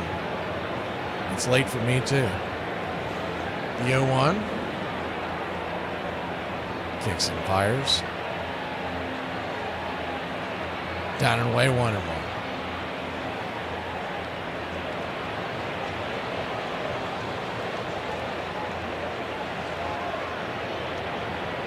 The 1-1 count. Swing, pops it up. High in the sky. And Riley's fighting that wind. He'll make the grab, and that'll end the inning. So the Giants go down. 1, 2, 3. We go to the top of the 5th. Here in Braves country, leading by 1. Fat, drunk, and stupid is no way to go through life, son. The faces from the past. You've walked past them many times. I don't think you've really looked at them. Go on, lean in. If you listen real close, you can hear them whisper their legacy to you. Listen, you hear it? Seize the day, boys. Hello. Tonga! The world ain't all sunshine and rainbows. She did not drink the vodka. Tonga! Because I drank the vodka. Objection! Please be seated, sir. This is not a courtroom. Well, I object anyway. Tonga! October 11th. October 11th, October 12th, and 13th, and 14th. Tonga! I drank all of those days. I drank. I'm drunk now. Tonga! I'd rather fight beside you than any army of thousands. Then take it. It's yours. Tonight, we are the greatest team in the world. And you were meant to be here. Tonight, this is your time. Their time is done. It's over. Screw them. You guys tired? I'll get all sleep I need when I'm dead. Forget about the crowds, their fancy uniforms, and remember what got you here. Tonga! Focus on the fundamentals that we've gone over time and time again. You damn dirty son of a... I wouldn't make it a habit calling me that, son. I want you to remember that no bastard ever won it by dying. You won it by making the other poor dumb bastard die. Well, that was pleasant. Nice of him to stop by, don't you think? Tonga! And shepherds we shall be, for thee, my lord, for thee. Power hath descended forth from thy hand, swiftly carry out thy command. And this crowd's back into it now. We gotta do something. Absolutely. You know what we gotta do? Toga party. We can't afford to have a toga party. Toga! Toga! Toga! Toga! Toga! Toga! Toga! Toga! Okay. All right. Let's go. Let's go. Let's go. Let me hear it. Let me hear it. Let me hear it. Michael Harris II will lead us off. The first pitch on the way is inside, down inside. Taken for a ball, it's 1-0. Harris from the left side of the plate, wearing his peach shoes, and it's like they're yellow and peach batting gloves. The 1-0 chops it foul, 1-1. He's all Georgia peached out. It's going all the way up to his sleeves. And I don't know what he's wearing on his armband, his elbow pad. Looks like a frog threw up on it. The 1-1 pitch swing. Lifts it out to right field, making a diving catch out there. That was a great diving catch by Barracoto. L9 in your scorecard, 1 down. If that ball gets past him, and it almost did, it's going to roll for days. Harris might have had it inside the Parker if that gets by him. He just got to it.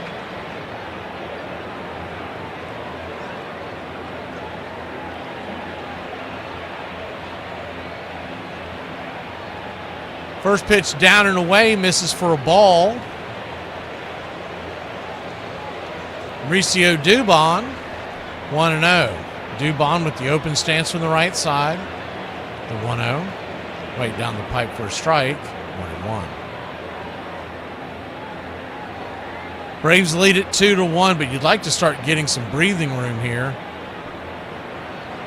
The 1-1 pitch swing, slaps it foul. You look at the Braves' struggles offensively.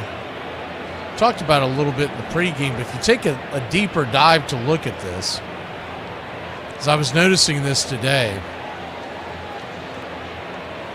the 1-2 pitch swing hits it up the middle. That should get through. A long throw, and he will beat it out. It's an infield single by Mauricio Dubon. Pardon me, would you have any? But of course. One of life's finer pleasures. If you look at the way the Braves have played the games recently, so we had the close game on Monday and Tuesday. Both of them losses, but nonetheless, it was a 1-0 and a 7-6 loss, right?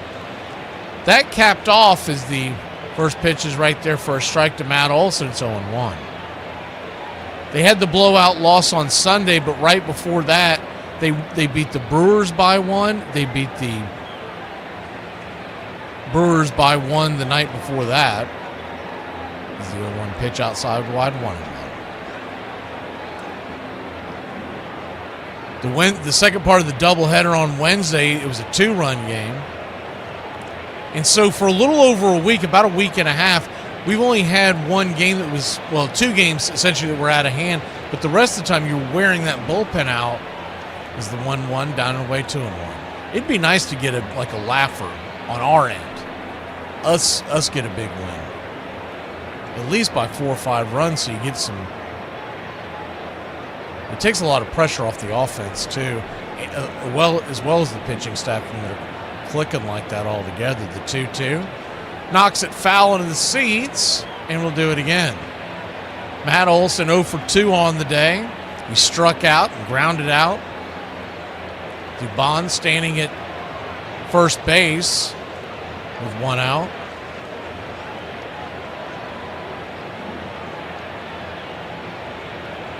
On deck as Ozzie Albies in the hole is Drake Baldwin. The 2-2 pitch.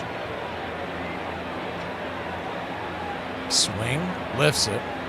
High into right center field. The wind is carrying it, but how far? It's going to bang off the wall. That ball's going to get down where the green grass grows. They had to hold up on it, so it's going to be a 1-out double for your Atlanta Braves. And good piece of hitting there by Matt Olson. This is not watered down. This is Ice House. Ice House. Smooth as it gets. Jung-Ho Lee was out there trying to make the catch, the jumping catch at the wall. Mistimed it, and it just got by him. All that wind almost carried it out of the stadium. So Ozzie Albies the batter, righty-lefty matchup. First pitch upstairs, right there for a strike. It's 0-1. The infield is drawn in. Runners at second and third. Prime time for Ozzie Albies to just doink one over the infield. And he could get us 2 runs. Infield playing deep and straight away. So a huge hole in between the infield and the outfield. The 0-1 pitch, swing, lifts it. High and deep into center field. It won't be a base hit, but that will be easily deep enough to score Dubon. Here comes the throw into the infield. Olsen wisely stayed put. And it's an RBI sac fly for our guy, Ozzie Albies.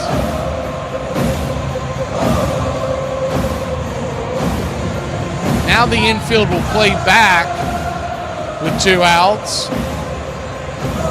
Drake Baldwin will be looking for a base hit with the infield back into the right.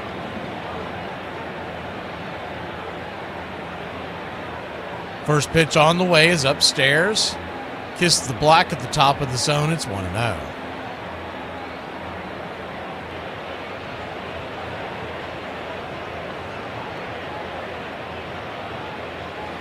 1-0. Kicks and fires. Well outside the zone. 2-0. 2-0 count.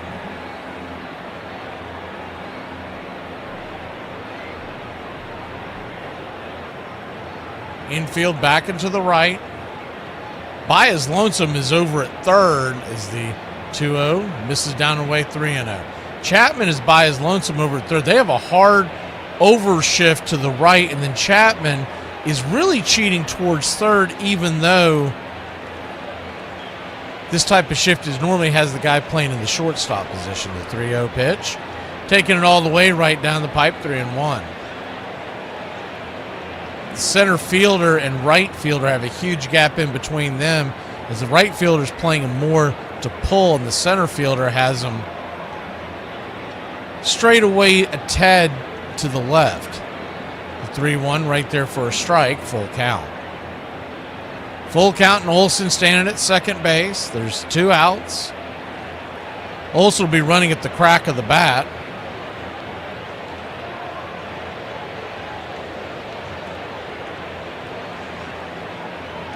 Payoff pitch to the Drake. Swing chopper over to second. And that's going to be an easy 4-3 putout. But not before your Atlanta Braves put one on the board. Would have liked to have had 2, but we'll take the 1. 3-1. Good guys. We go to the bottom of the 5th. My mom just spent $80 on premium dog food, so obviously I hate it now. I'm not saying life is beating my ass, but that got hands. It appears that there's been some major confusion, and I need to set the record straight. I have a very good relationship with my father, okay? He came to all of my dance recitals. He was present. He told me he loved me. He hugged me. He was proud of me. There's no void that I need filled, okay? I don't need an older father figure. I'm all good. So get out of my inbox. People say if you marry a baseball player, you really marry baseball. And there's a lot of truth to that statement. I remember the first time I saw Nolan. I was only in the 4th grade, so I wasn't really thinking about boys, but I did remember seeing him because he was on the Little League baseball team. I just remember these games going on, and I could come and just stand there by the fence and look at the ball games. I remember Nolan was on a Little League team called the Rangers, and probably when I was in the 7th grade. That's when I thought about him being cute. I guess I was in 8th grade when he asked me to go to that movie. I called her up on the phone and asked her if she'd like to go out. Obviously, she had to ask her mother. Evidently, there weren't any red flags up towards Nolan. There was a movie playing at the Alvin Theater. He was voted most handsome, and she was voted most beautiful, and she was a star tennis. He was a star in basketball and baseball later, but they just hit it off. At least whatever's wrong with me made me funny.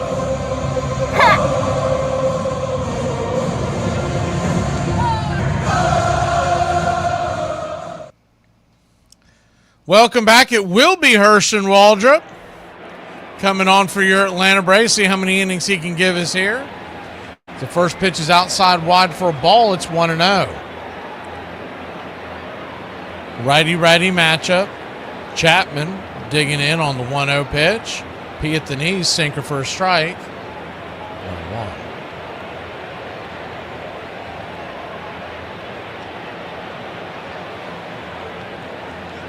The 1-1. 2-1.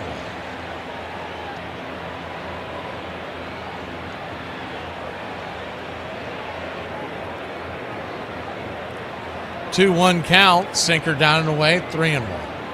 Making his first appearance of the year. He was lightning last year down the stretch, and then he had the arm troubles in the very early, I would say spring was really the winter. Is the 3-2. Grabs the sinker on the outer edge, full count. But on January, him and Schwellenbach, they were like a week apart, and he actually had the problem a week after as the 3-2 call. Yeah, he went around strike three, and there's one away.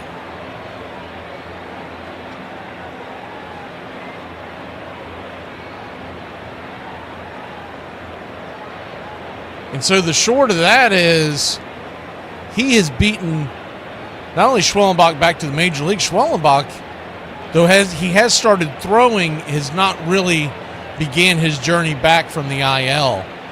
We don't expect him back until sometime in probably late July, early August, best case scenario.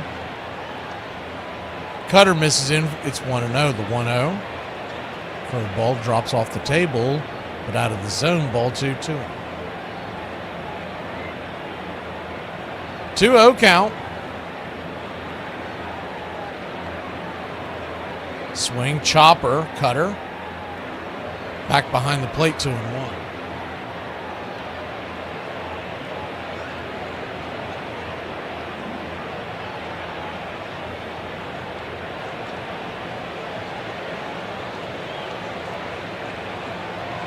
The 2-1 pitch, swing, hammered into right field, just past the glove of Ozzie Albies, and it's the first major league hit for the youngster, Kavanaugh, and I'm sure they'll get that ball to the dugout for him, and showing about, I don't know, maybe 5 to 10 of his friends and family rooting him on. They got him up in the nosebleeds, man. San Fran should have hooked him up with better seats. They are way back in the nosebleeds. They're sitting so far back, they may be in Seattle. I don't even know if they're in San Francisco.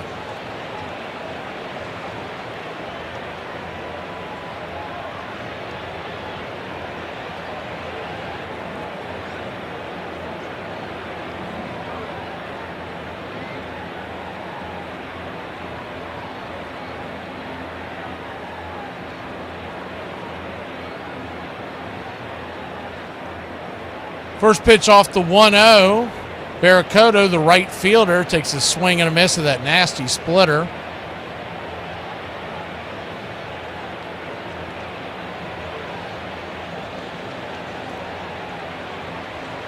The 1-1. Waldrop kicks and fires, swing. Rolls it over towards third, foul. Riley grabs it and throws it into the stands.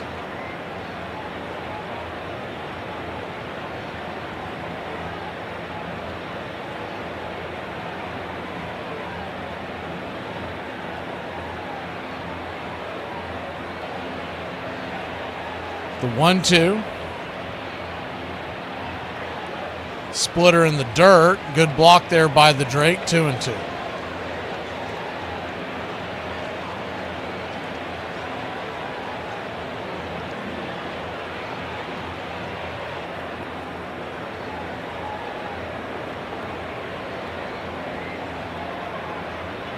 The 2-2 pitch. Herson brings it. Swing. Chops it down the line.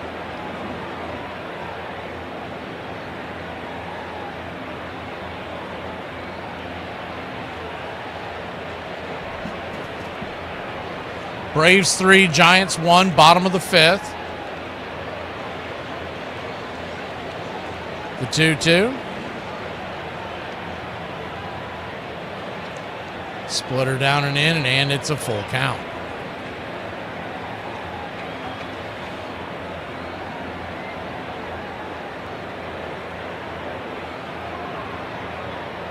Full count, top of the order, due up, with Luis Arias standing on deck.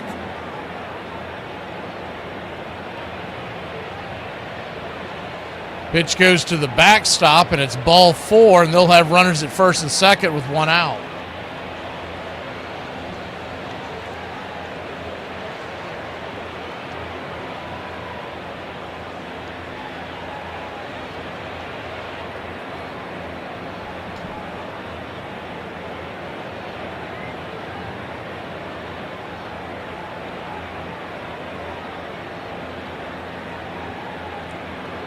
Righty-lefty matchup. The first pitch is a slider to Luis Arias. Down and away, it's 1-0. Been working to try to get this in here. I think I got it in. Let's see if it's loaded yet. The 1-0 right there. Sinker at the knees. 1-1. Yeah, we got a new one. Right, I got a new one made during the break. Was waiting for it to finish. There's your new gumdrop wall drop emoji. Is the 2-1. After the pitch in the dirt.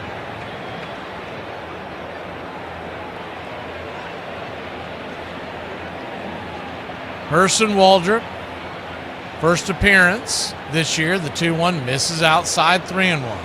He is just missing his spots, and he's working himself into trouble. He does have a strikeout in this inning. He's thrown 20.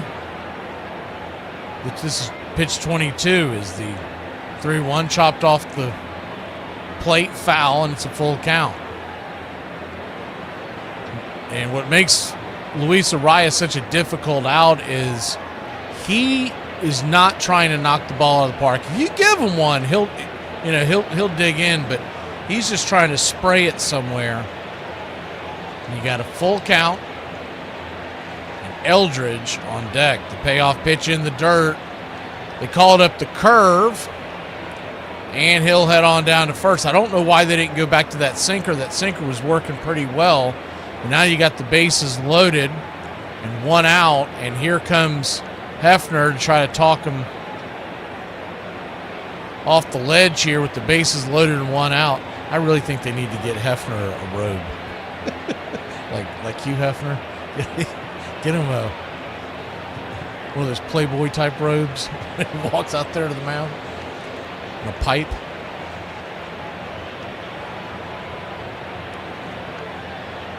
The Hef out there trying to talk the kid out of this jam. One of the problems is when Drake is behind the plate, he tends to be too fine and not wanting to challenge batters. And it works with guys like Sale and whatnot as the first pitch down and away. Curveball inside, it's 1-0. But that curveball has not been hitting this entire inning, and he keeps going back to it, and it keeps getting him in trouble. And I don't think Waldrop is going to shake him off. The 1-0. Swing and a miss at the slider. 1-1. But the idea that you would dial up that curveball to start that at bat after you saw that miss the zone 3 times in the previous at bat to load the bases, it's just inexperience. But the 1-1 swing and a miss. There's that splitter. 1-2. That's the pitch that made him so hard to hit last year, was that splitter. He go back and forth that sinker and splitter, and he was either getting swings and misses or he's getting ground balls. The 1-2 in the dirt. 2-2. You got a pitch that's just not working, you throw it away until the next inning. Yeah, big truck. I mean, I guess you could put an A on it somewhere, but yeah, that's what I'm thinking. The 2-2. Just got a piece of that splitter. Man, we almost got the strikeout we needed there. Bounces it off the plate.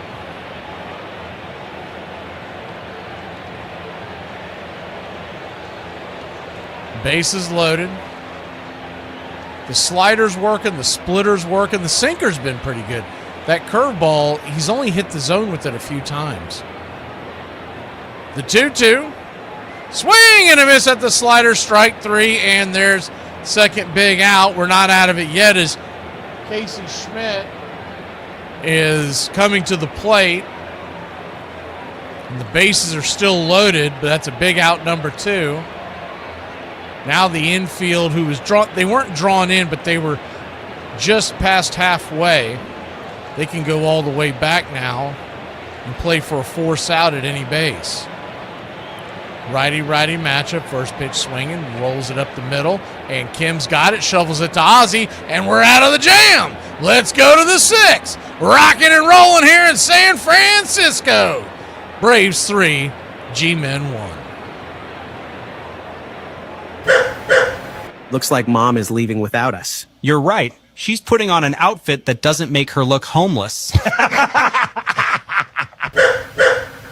He was washed up, unwanted, and in 1935, the greatest baseball legend had one last swing left in him. They were the worst team in baseball, the 1935 Boston Braves. Dead last, no hope. But they had one thing no other team on earth had: Babe Ruth. 40 years old, barely able to run. So he went to Boston. May 25th, 1935. Forbes Field, Pittsburgh. The Braves are sinking fast. Fans barely look up anymore when Ruth comes to the plate. He's hitting 153. He's done. Finished. But then, crack. Home run number 712. A spark. Next at bat, crack. Home run number 713. The crowd starts to rise. Is this really happened? Later in the 7th inning, one man, one swing, one last chance. A 3-1 pitch. The ball doesn't just leave the field. It becomes the first baseball ever to clear the right field roof in Forbes Field. Home run number 714. That was his final burst of greatness. He'd play 5 more games. No more hits, no more magic. For Nolan's and Ruth's second date, he took Ruth to the old ballpark next to the Astrodome to watch Sandy Koufax pitch. Sandy Koufax is the greatest left-handed pitcher in history. He was the most dominating left-hander in history. Swung on and missed and struck him out. And look at those Dodgers. Congratulate Koufax. He idolized Sandy Koufax. He was watching Sandy pitch. He wouldn't talk to me. He wouldn't get up. And he was mesmerized. We were sitting right behind the plate. I got a bird's eye view of Sandy warming up, and I'd never seen anybody throw like that. That's the first time he saw Sandy Koufax pitch. Within 10 years, he'd broken all his records. Yo, imagine disrespecting me and I go pay a crackhead to kiss you on the lips. Yeah, it's that serious. Welcome back.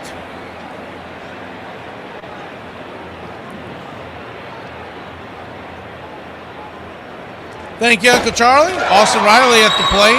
The 0-1 count. We accept one of us. We accept one of us. Swung on and fouled down the line. Out of play. It's 0-2. One of us. We accept that one of us. We accept that one of us. Google gobble, one of us. Google gobble, one of us. Google gobble. Shut up! Oh my God, I don't care! The 0-2 count.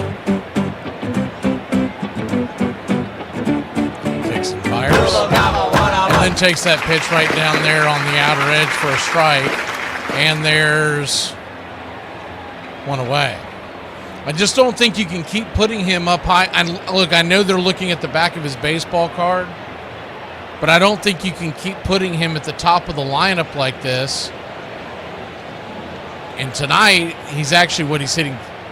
Is that 6th? So he's not even that high up in the lineup, but I feel like he should be behind Dominic Smith, behind Yaz.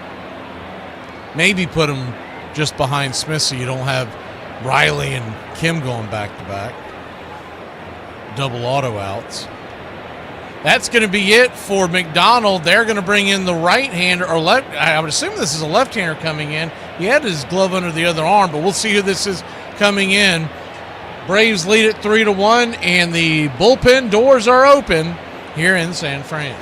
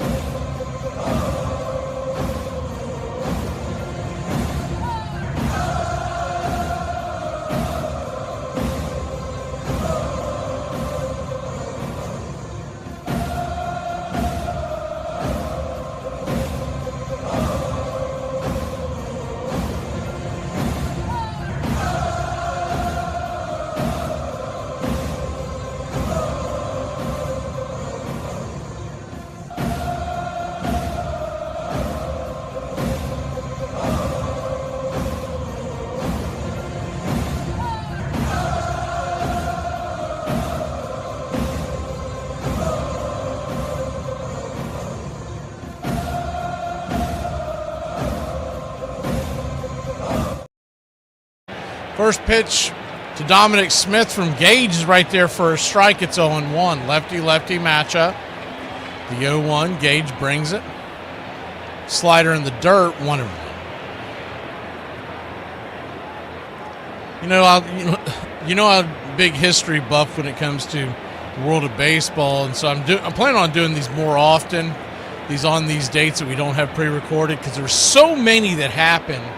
There's the 1-1 misses high, 2-1. So you usually only screen 3 into a video, but there's always so many more you can't get to.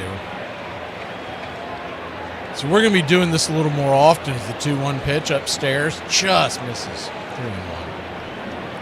Some of the better ones, some of the cooler ones. This one I thought was really cool, because I did not know this until today. It's a 3-1 pitch. Down and away, ball 4. Good take there by Dominic Smith. He almost went around on that one. He'll head on down to first. And it's a 1-out walk for your Atlanta Braves. A little bit of mist coming in off the bay. It doesn't quite look like rain, looks more like a mist. It's going to make conditions a little difficult. First pitch from Gage to the Yaz is a deep fly out to center field. And it's an F8 in your scorecard, and there's 2 down. On June 26, 1917, among the 14,000 soldiers under the command of General John J. Pershing arrive in Saint-Nazaire, France, and one of them is Boston Braves catcher. As the pitch misses high to Hassan Kim, it's 1-0. Hank Gowdy. He was the first major leaguer to enter military service ever, and for World War I, the 1-0. Misses high 2-0, meaning wartime. He was the first major leaguer ever. I did not know it was a Brave. It's a Boston Brave. His name was Hank Gowdy, and he was the first major leaguer to enter military service for World War I. Of course, that was the first major war during the major leagues. Obviously, many more in World War I and World War II and beyond would end up serving, but he was the first. This is the 1-1 misses high, ball 2-1. He batted .545 in 1914 in the World Series of the great Boston Braves championship. Is the 2-1 fouls it back 2-2. The team that everybody calls the Miracle Braves. He had 3 doubles, a homer, a triple, and served in the 166th Infantry Regiment, known for its trench warfare in the Lorraine region of the country. The 2-2 count to Kim. Swing, pops it up, foul.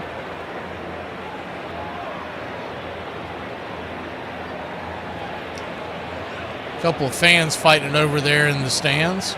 Braves lead it 3-1. The 2-2 to Kim.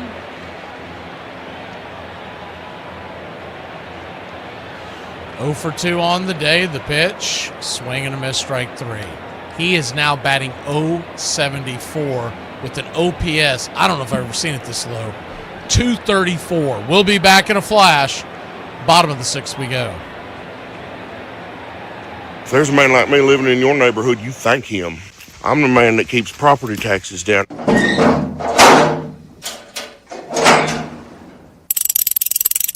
Well, Dave, this is way back in February when the pitchers reported down to spring training. This is the afternoon that you were looking forward to, right? This is what we're shooting for, and I'm so happy we made it, I can't believe it. And two of Baltimore's left-handers, Cuellar and McNally, went the route and defeated a fine baseball team that has had great success against left-handed pitching. Well, Chuck, they're an excellent hitting ball club, and Ruga ball all around, and I was very happy and fortunate to beat them in the series, but I wouldn't want to pitch against them for a living. I understand. Dave, the Baltimore scouts that looked at the Cincinnati Red Ball Club, would you comment on the information they made available to you? Well, they did an excellent job of scouting the Cincinnati players, and almost any time we got the ball where they told us to get it, we made outs, but we made some mistakes, and they jumped on them. But another fine ball club, and Dave McNally, you're headed for a winter of golf, is that correct? A winter of golf and relaxation. But a little bit of a celebration prior to the golf. I think we might find room for a party somewhere.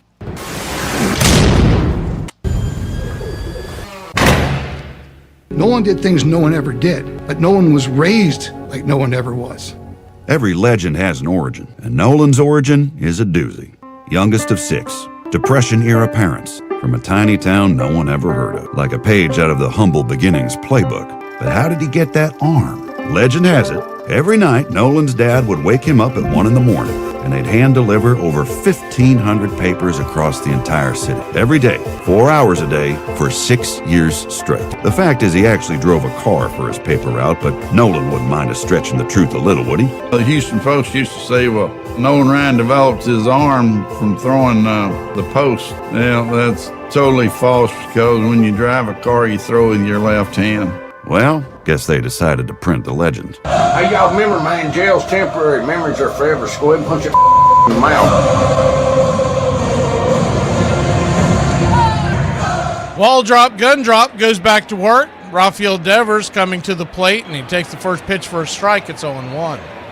Best time to face Devers is with the bases clear and leading by 2. The 0-1. Upstairs for a ball, 1-1. Devers hammered a double up against the wall his first time up. 1-2, the 1-1 pitch swing. Chops it over to second. Ozzy's got it, waits for Olsen to touch the bag. He does, flips it.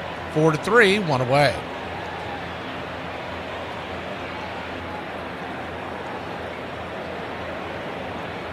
The hell you say, James Rayward? On the extra innings, the game starts at 10:15.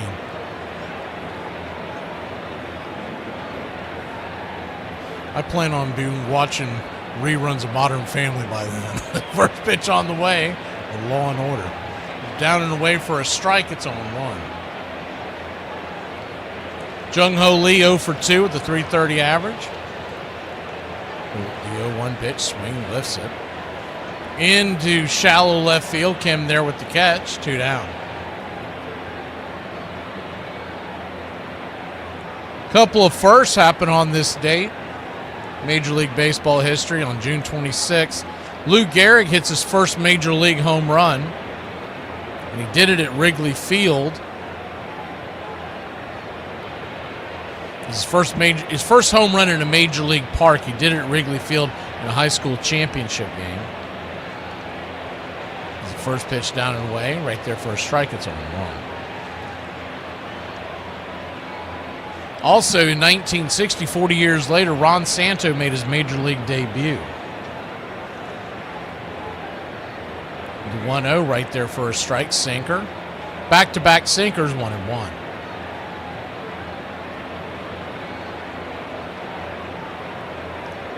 The 1-1 just misses, I guess. Looked like it hit the zone. The splitter just misses the spot. 2-1. 2-1 count. Chops it off the Zen step, 2-2. This would be one of the reasons why your pitcher's mound is now 10 and not 15 inches. In 1968, on June 26th, Bob Gibson threw his 5th consecutive shutout. Who would have heard of such a thing in 2026? The 2-2, slider misses inside, full count. 5th, not 5th consecutive complete game, 5th consecutive shutout. He blanked the Pirates 3-0. Pitch is a sinker in the dirt, and it's ball 4, and he'll head down to first with 2 outs.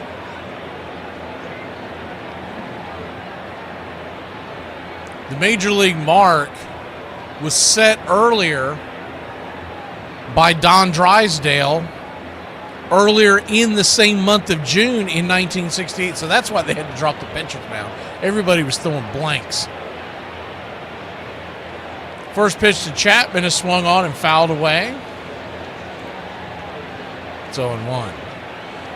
We all love a great pitcher's duel and see a pitcher pitch very well. You know, you love that in the game of baseball. But when it's happening every day, it gets a little dull. The 0-1, down and away, 1-1. Kind of the reason why they had to legalize the forward pass in football.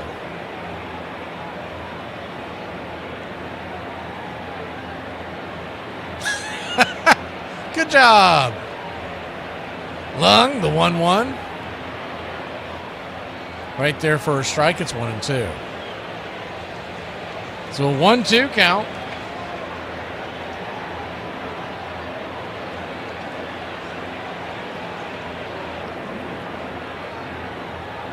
Takes some fire, swing and a miss, strike 3. Good pitch by Waldrop, and he's looking pretty darn good.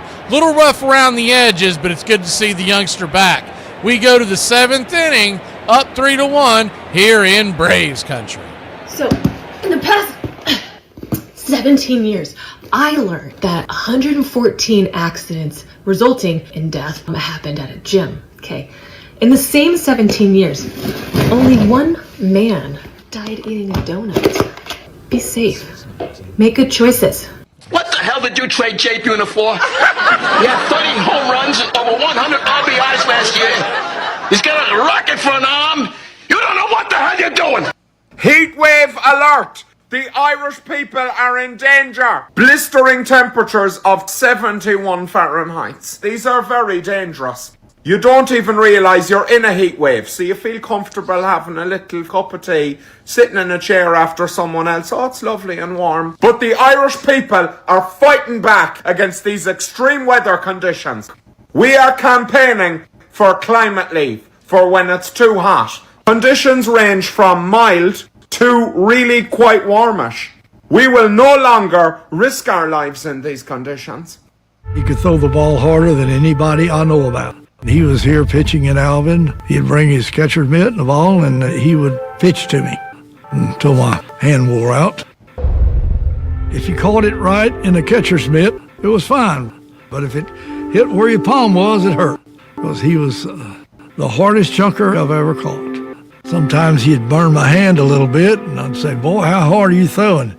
And he'd say about 3/4 speed, and that would scare me a little bit. When I went out as a sophomore for the varsity baseball team, I hit my final growth spurt.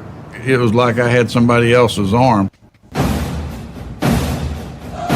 And remember, with a little rusties and an insane amount of luck, you too can look like me.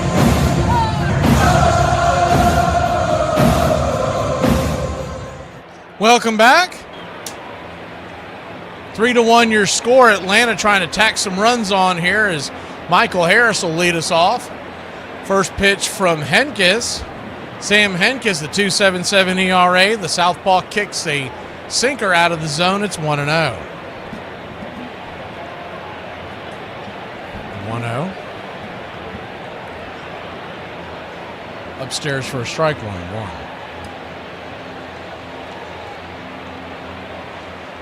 1-1 count. Swing, swats it foul down the line, 1-2.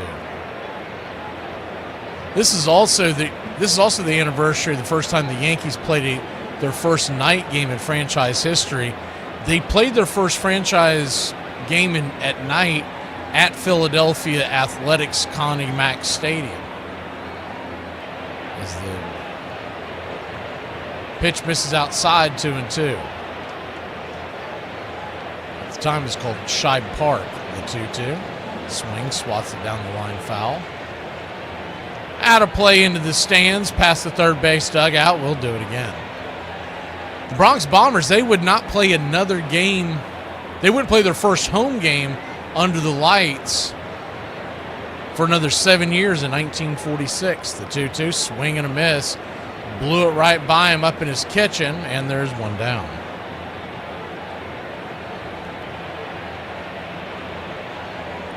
You would have thought that Yankee Stadium would have been one of the first, but they were actually one of the last to get the light technology. Dubon, the batter, first pitch swinging, dribbles one just foul, thankfully.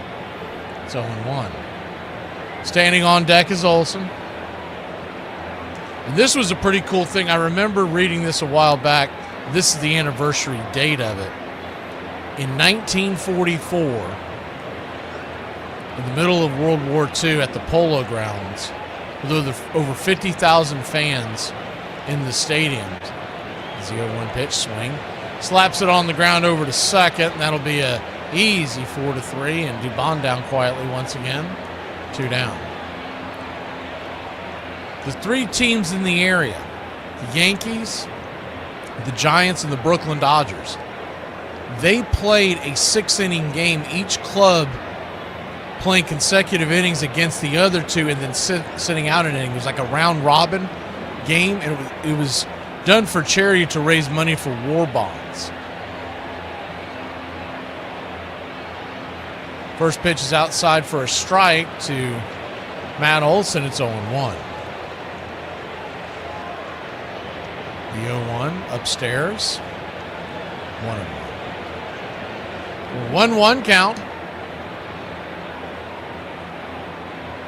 And the funniest one that happened on this day, I remember this like it was yesterday because it was all over Sports Centers. The 1-1 pitch swing, slapped it in to left field. Matt Olson is on with the 2-out single, and maybe the Braves can have something happen here with 2 outs here in the 7th inning. This is not watered down. This is Ice House. Looks like Vitello's going to come out here. Ice House. Smooth as it gets. Get the left-hander. So the college coach grabs the ball. We'll be back in a flash. Braves lead by 2. Ozzie Albies to the plate.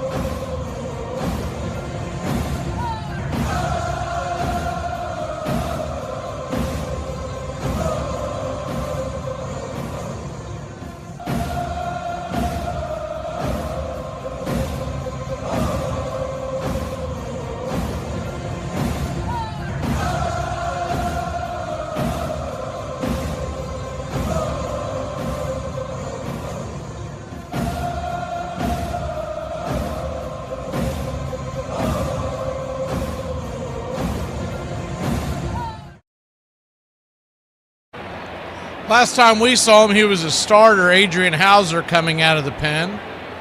He got a start in that Braves series. Braves-Giants series a week ago.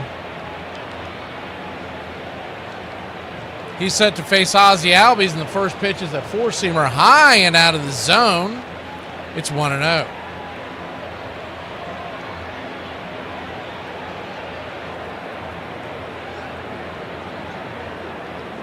The 1-0 to Ozzie. Swing. Dribbles it over to first, and that will end the inning. G3 in your scorecard. We'll be back in a flash. Braves trail 3-1. Time to get up and stretch here in Braves country.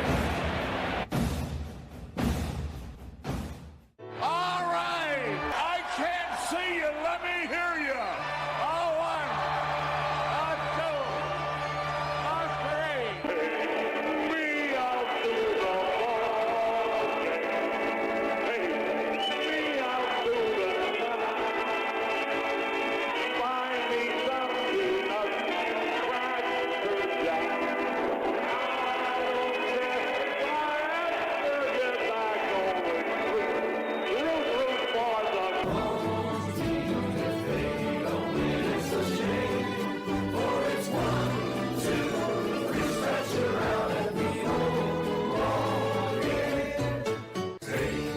out to the ball game. Hey, me out to the night.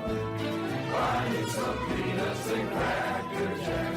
I don't care if I have to get back going.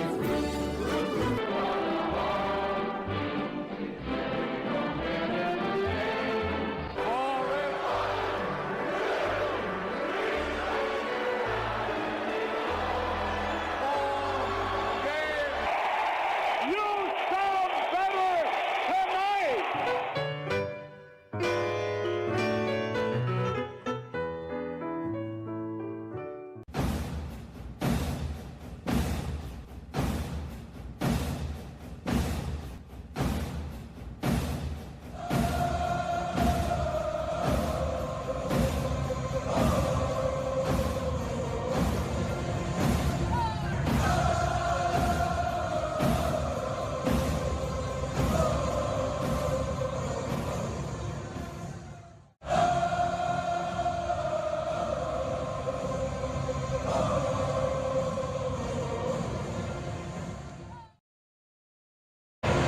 Welcome back.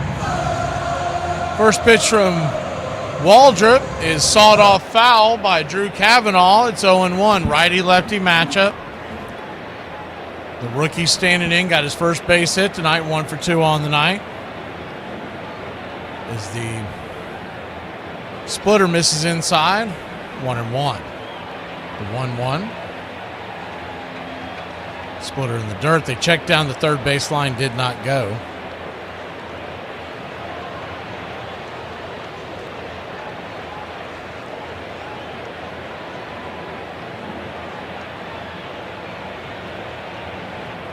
The 2-1 pitch. Cutter misses. Ball 3-1. When he was pitching really well last year, he was really aggressive. Pounding the zone tonight, he's been kind of nibbling all over the place. The 3-1 in the dirt. Ball 4. So he heads on down to first. And see how long of a leash they have on Waldrop. Remember, they are missing Robert Suarez as their setup man. With the day off, Iglesias should be ready to roll.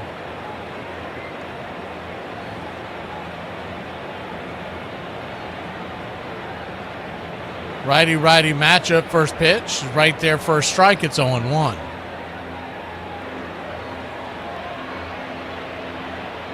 Barracoto. Victor B.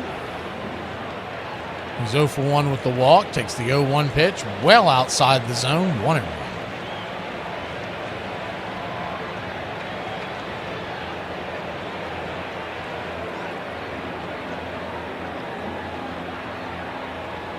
One count. Sinker misses. 2-1.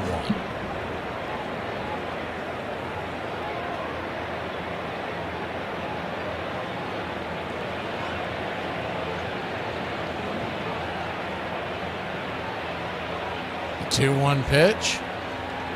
Swing, sizzles it foul. Knocked his TV off the wall.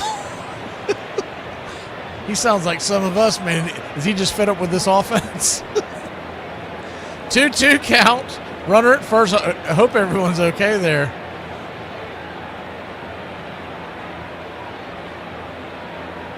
The 2-2 swing. Dribbles it down the third base line, and there's nothing they can do but stick it in their pocket. Basically a swing and bunt. When things are going against you, they go against you. Typically, when you get light contact like that, you maybe even turn a double play on that one, dude. He barely made contact, rolled it down the line. And Riley had no chances. He was playing deep at the corner. And that's going to be it for Waldron.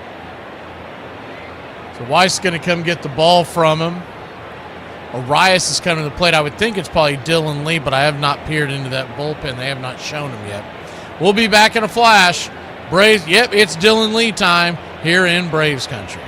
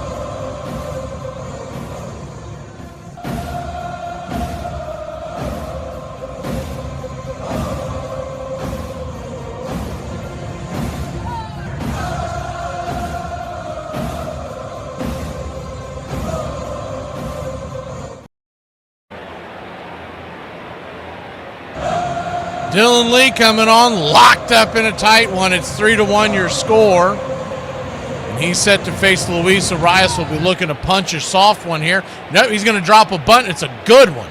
Lee turns and fires it to first.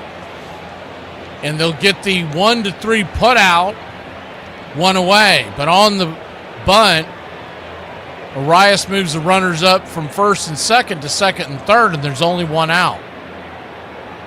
You would think the Braves would do the smart thing here and have the infield playing back, willing to give up one run but not the lead. Typically the Braves are drawing the infield in, but the 2-run lead, first pitch swinging by Eldridge, pops it up, and that's going to be a can of corn in the infield. Here comes Ozzie Albies. He'll make the grab, and there's quickly 2 down. Big out there. And now the question is, do you go right after the youngster Casey Schmidt, who's got a .291 batting average, or do you pitch around him with the deadly Devers on deck? But it would be a lefty-lefty advantage. The infield will be back and to the left with Schmidt. We'll see how this plays out. The outfield deep and straight away. The first pitch swing, hammers it down the third base line. Just foul. It's 0-1. Tying run at second. 2 out, so they'll be running at the crack of the bat. Braves lead this one 3-1.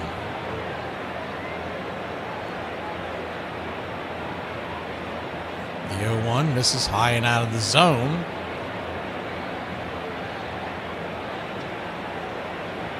One and 1.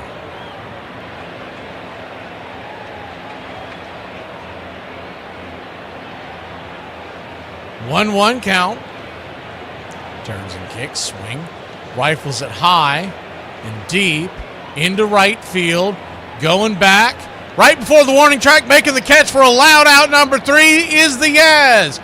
Great job by Dylan Lee. 1, 2, 3. We'll be back in a flash. 8th inning we go here in Braves country. 106 miles from Chicago.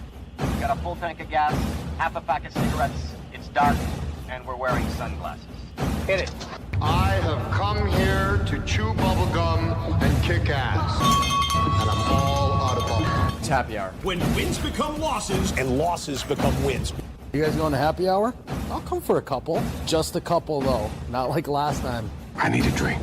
When buying a beer, buying only one beer can cause a misalignment in your spine due to the uneven weight distribution. This can cause unnecessary back pain and potential spine issues. To prevent this, carry 2 beers, ensuring your body is balanced and proper health maintained. Have dinner, ready? Put my pants on, one leg at a time. Does Barry Manilow know that you raid his wardrobe? Guess what? I got a fever, and the only prescription. Ladies and gentlemen, we interrupt our program of dance music to bring you a special bulletin from the Intercontinental Radio News. You're in Braves country. Everybody drink a beer. Salad. They're making it laws where you can't drink when you want to. This stinks! Pretty soon we're going to become this country. This is total BS! Where at? Me and the Lord. You gotta understand it. We're on a mission from God. I'm on the radio every day!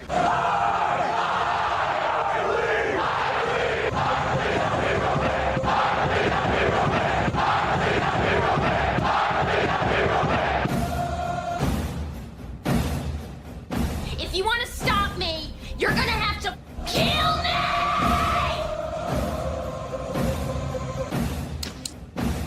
And you, music lover, you're next. You're so drunk you can't hit nothing. In fact, you're probably seeing trouble. I have 2 guns, one for each of you.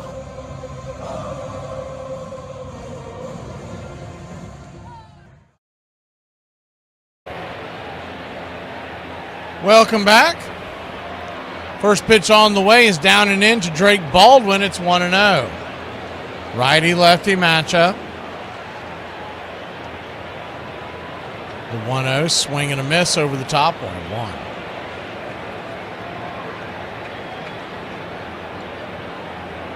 One count. Kicks and fires, swing, slaps it back, foul.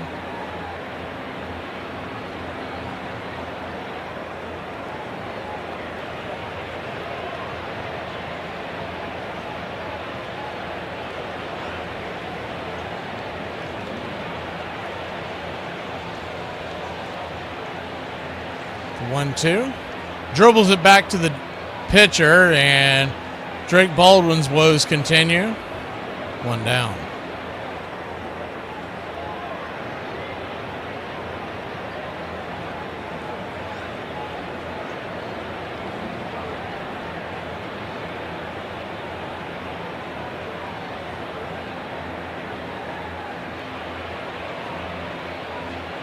Righty-righty matchup. Austin Riley, the batter. Outside wide for a ball. It's 1-0.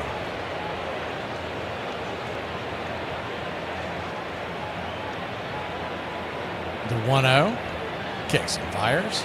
Swing, chopper off his foot. 1-1. I don't know if any of y'all watched that USA soccer game last night. I mean, I get it. They had a lot of their backups in because they wanted to make sure that they didn't get the second yellow card, et cetera, and everybody that follows that knows what I'm talking about is the 1-1 pitch swing. Pops it up. Lazy fly ball into center field. Jung-Ho Lee is underneath it. F8 your scorecard, 2 down. But one of the more interesting things is so everybody's been playing about once a week, and then I noticed when they flip to the next round, man, these teams are going to be playing like every 4 or 5 days. It really ramps up. I was wondering how they were getting through 32 teams in the next few weeks. As the first pitch to Dominic Smith is right there for a strike. It's on 1. But I was locked into it because there wasn't a baseball game that really had my fancy, and I built all yesterday around watching the U.S. men's game. So I still enjoyed it as the 1-1 swing and a miss. It's on 2. I know soccer's not everybody's cup of tea, but I do enjoy the top tier soccer teams, especially when you're talking about the World Cup. The 0-2 count. Peppers it foul down the line. I've long watched the English Premier League, but I haven't watched enough of it recently. A lot of it had to do with the fact that I have a very good friend that got me into it, and he passed away a few years ago, and we were always in the habit of texting each other during the games, and it was kind of a sore spot for me for a while, but as the 0-2 misses high and out of the zone 1 and 2. And he would have loved this whole thing. I mean, the dude, ever since I've known him since high school, and he was the 1-2 inside 2-2. He lived and breathed sports, but he loved soccer. The 2-2 count.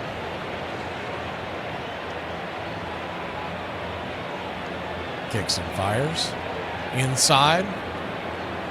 And I want to watch more MLS because it's more practical and they have a true championship. The only thing I never liked about the English Premier League is that it's like old school NASCAR where they don't have a true playoff.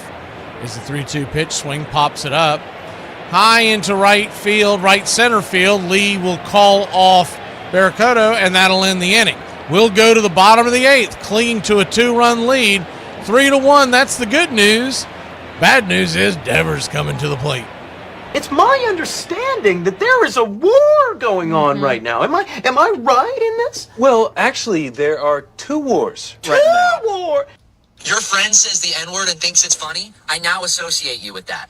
Your other friend hates women? I now associate you with that. People need to be held accountable for who they keep in their circle. This year, I'm no longer co-signing people's bullshit. This year? That's a load-bearing part of that sentence. What were you doing last year? Fanny. Where does that word originate? Well, it originated in the way that we understand it from an erotic novel written in the 1750s, 1760s. And the little novel was called Fanny Hill. And that's where it was first used in its sensual way.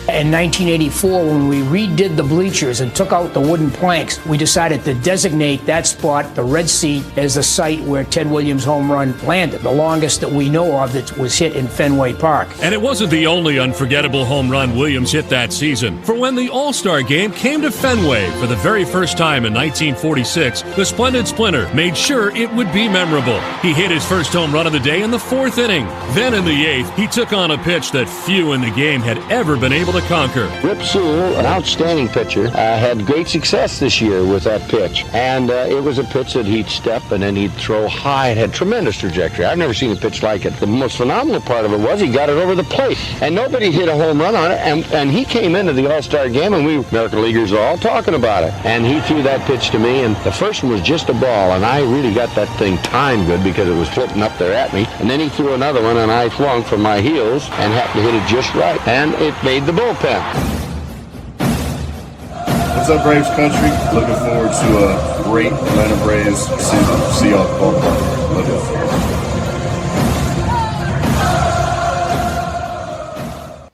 Welcome back.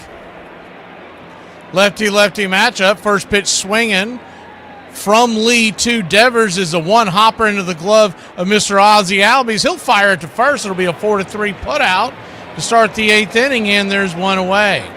See how long they're going to go with Lee. See what the idea is going to be here. He's going to have to help spell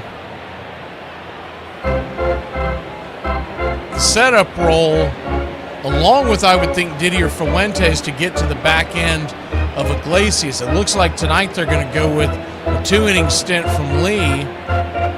As the first pitch on the way is upstairs for a strike. It's 0-1. And I guess in a perfect world, he gets through this. They give him tomorrow off. Maybe he can give them an inning on Sunday. And this role would be Didi Fuentes' role, although he is warming up at the pen, so maybe they're going to use him as the closer tonight. We'll see how this goes.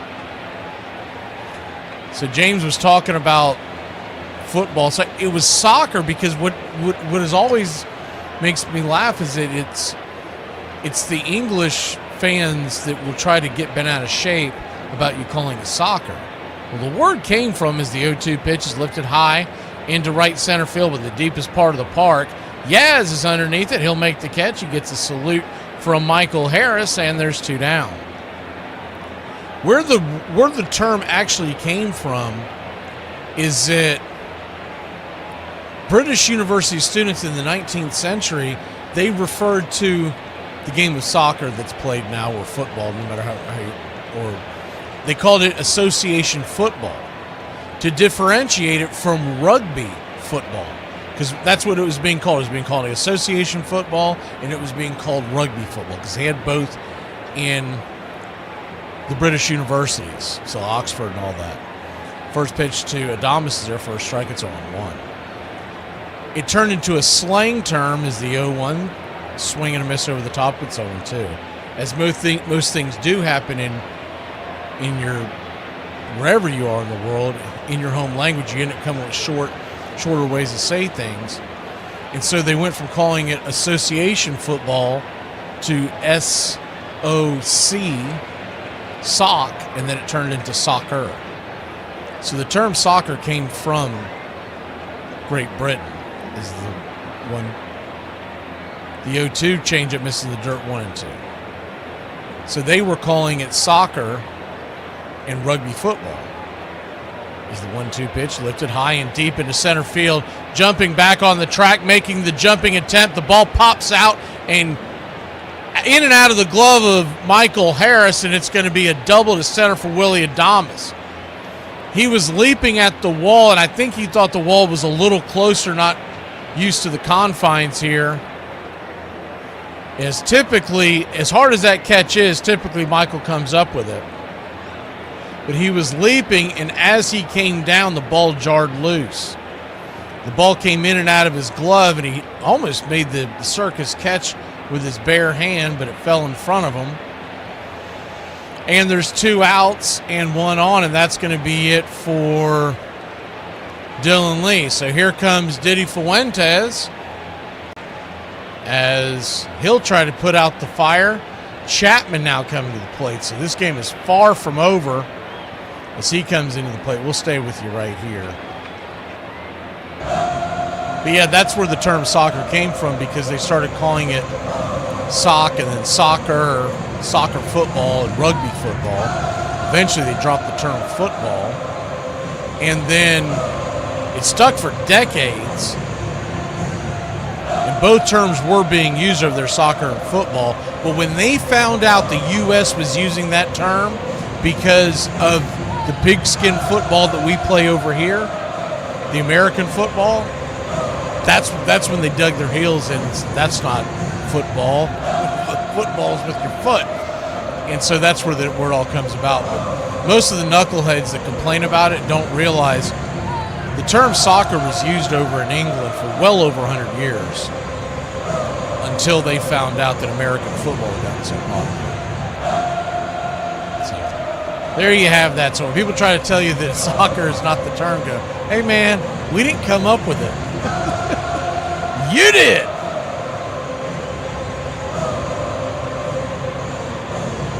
Runner at second, 2 outs.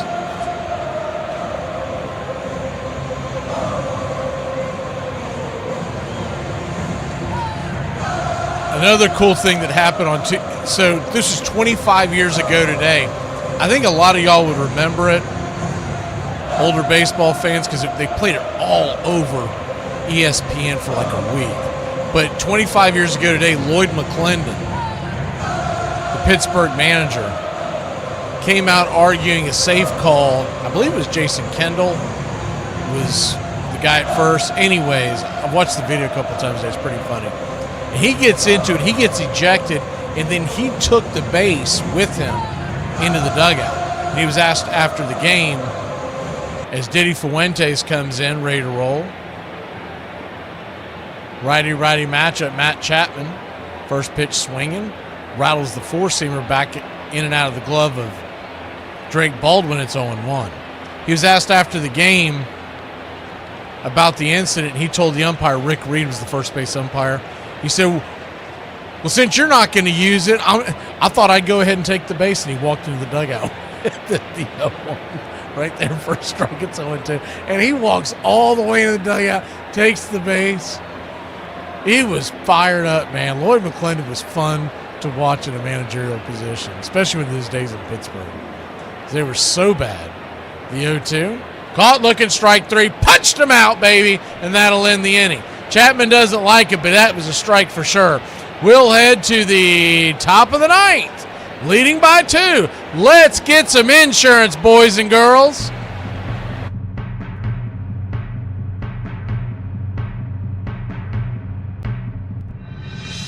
Forget about the crowds, their fancy uniforms, and remember what got you here. Focus on the fundamentals. We've gone over time and time again. And most important, don't get caught up thinking about winning or losing this game. If you put your effort and concentration into playing to your potential, to be the best that you can be, I don't care what the scoreboard says at the end of the game, in my book, we're gonna be winners. Okay? Let's go! Let's go! Let me hear it! One game. Tonight, we stay with them and we shut them down because we can. Tonight, we are the greatest team in the world. And you were meant to be here tonight. This is your time. Their time is done. It's over. I'm sick and tired of hearing about what a great team. Screw them. This is your time. Now go out there and take it. All we need to win are the fellas in this room right now. And all you fellas need to do is believe. Believing that things can get better. That I can get better. That we will get better. To believe in yourself, to believe in one another. If each of you can truly do that, can't nobody rip that apart. Everybody wrote us off. Everybody. And yet here we are. 40,000 people out there have also written us off. And there are a few out there who do still believe in you. If you'll never give up on it. If you go back out on the field, those are the people I want in your minds. Those are the people I want in your hearts. Every man at some point in his life is going to lose a battle. He's going to fight and he's going to lose. But what makes him a man is that in the midst of that battle, he does not lose himself. This game is not over. This battle is not over. So let's hear it one more time. Together. Clear eyes, full hearts. Let's go! And this crowd's back into it now. Let's go! Let's go! Let's go! Let's go! Let's go! Let's go! Let's go! Welcome back. First pitch to Mike Yastrzemski is a ball down and away. It's 1-0. Adrian Hauser back out there for another inning of work. His 18th pitch of the night is a sinker below the knee. That actually hit the zone, for being honest. 2-0, excuse me. We'll take it, though. And you've been through it like we have. We'll take anything we can get. The 2-0 pitch, swatted back foul, out of play. So it's a 2-1 count to Yastrzemski. Standing on deck is Kim. Harris is in the hole.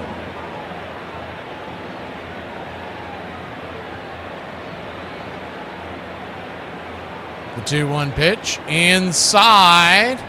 Did he go around? He did not. 3-1. Same two teams tomorrow night. 8:30 we come on the air. 9:05 first pitch. 3-1 pitch, swing, chopper.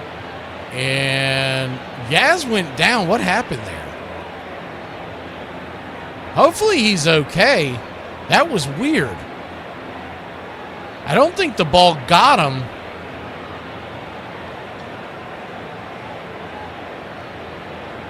Thank you, Sin Good, Been Good.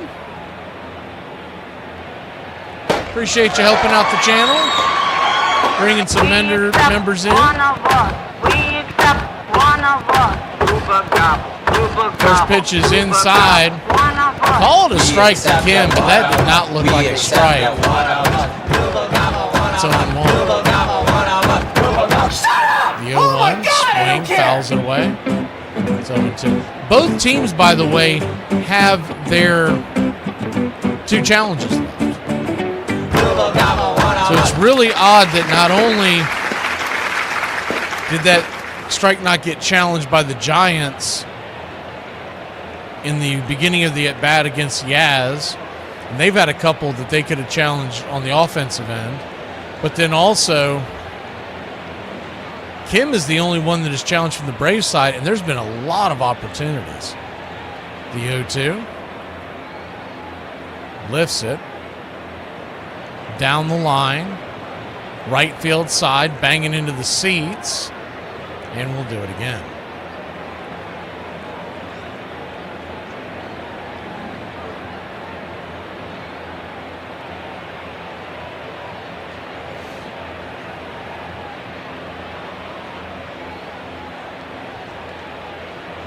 The 0-2 pitch.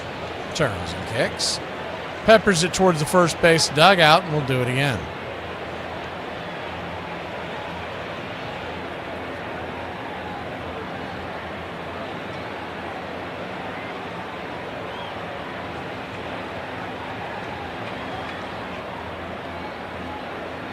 The 0-2, outside wide, good take. 1-2.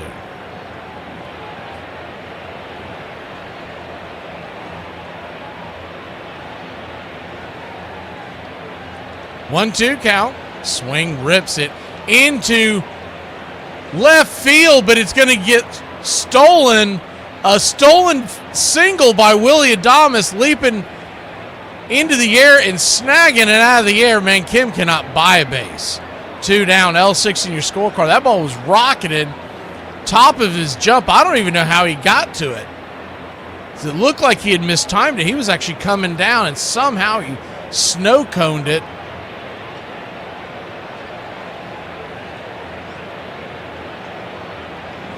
Michael Harris coming to the plate. First pitch is a sinker fouled away. It's 0-1, the 0-1. Kicks and fires. 0-2. Swing at the changeup.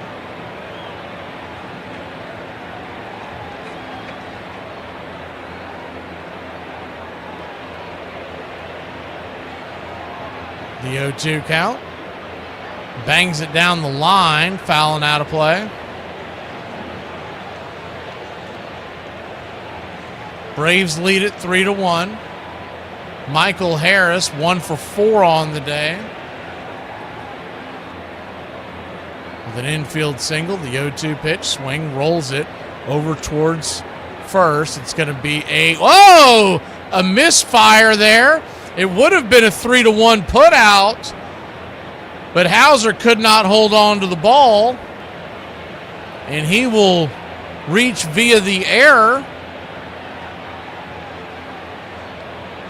I'm assuming they're going to give that. See it again. Yeah, I mean, that's got to go to the pitcher.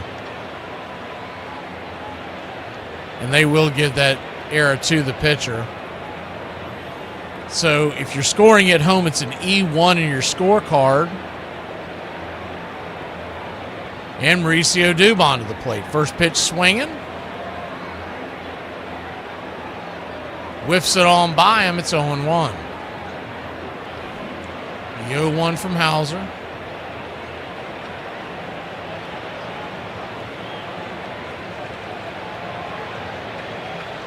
Turns and kicks. Right down the pipe for a strike. It's 0-2. If Dubon can reach, you're going to have Olsen coming to the plate. Ozzie Albies is in the hole. The 0-2. Swing and a miss. Late swing on that one. Strike 3. And Dubon will finish 2 for 5 unless this game goes to extras. We'll be back in a flash. Bottom of the 9th we go. Leading by 2 here in Braves country. I seriously think that this dude is following me. Yeah, no Sherlock, I'm following you. I've been following you. You know why? We're on a walking trail. We came from that way. It only goes this way. Of course I'm following you. Duh! Duh! So here's a story of me f***ing my life up. So me and my wife have been staying with each other for 3 years now. I know what she likes to put. She knows where I like to put. We done figured each other out. So on this particular night, I get home late from work. She's already knocked out sleep because she has an early day in the morning. So I try to stay as quiet and keep all the lights off as much as possible. Now, me and my wife, we are conscious about our health. So every night we take multivitamins because I know for me, it gives me a pep in my step in the morning. Now, where we keep our vitamins, they have been in the same cabinet, same spot every day for 3 years. So I'm getting into my night routine. Then I head to the vitamins. Now, I'm only supposed to take 2, but they the fruity gummy kind, and I'm a 10-year-old on the inside, so I take 6 of these. So I get my vitamins and I go on to bed. But this is making my stomach hurt. So I go to the bathroom and it sounds like a HBCU marching band competition in there. I'll go on back to bed and try to get me some rest. So then another 2 hours go by, same exact happens every 2 hours for 8 hours. So morning comes. So let me check out these multivitamins to see what the hell is going on with these. Come to find out, these were fiber gummies that I took. Now, when I look on the back, it says the daily intake is 2 fiber gummies a day. I took 6. Williams' first year back after losing 3 prime seasons to the military, and the AL MVP helped lead the Red Sox all the way to the World Series. It was the first time Fenway Park hosted a fall classic since 1918, and although Boston would fall to the St. Louis Cardinals in 7 games, it gave fans hope that it wouldn't be another 28 years before they'd see their next one. People always say, oh, you'll get it when you're older. We got it all right. Right in the end.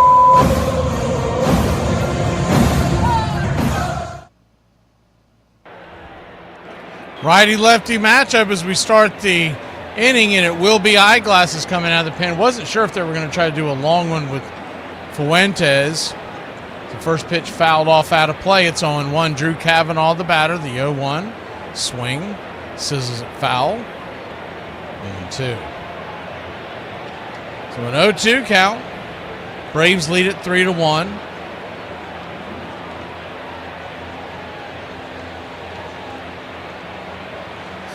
Four-seamer. Misses up top, 1-2.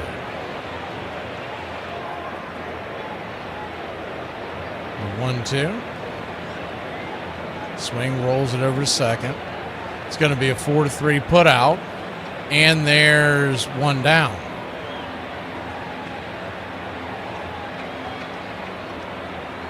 One up, one down. I don't know what Ozzy's laughing about, but I always love watching Ozzy, man. He's always laughing. That dude is always in a good mood. You can tell he's a guy who really enjoys his craft.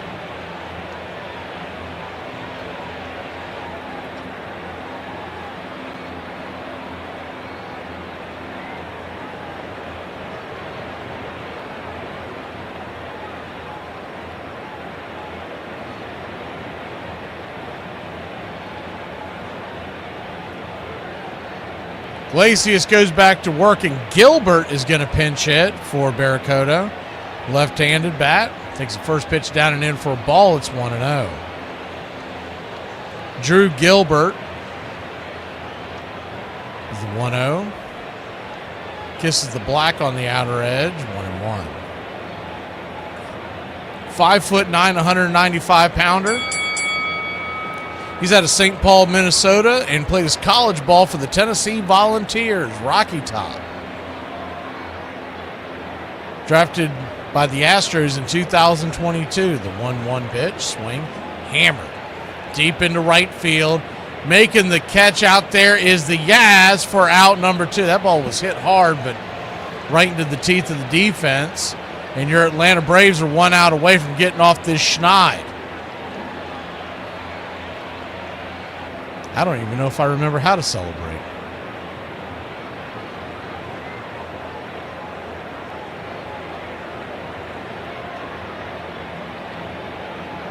First pitch on the way is down and in. Taken for a ball, it's 1-0.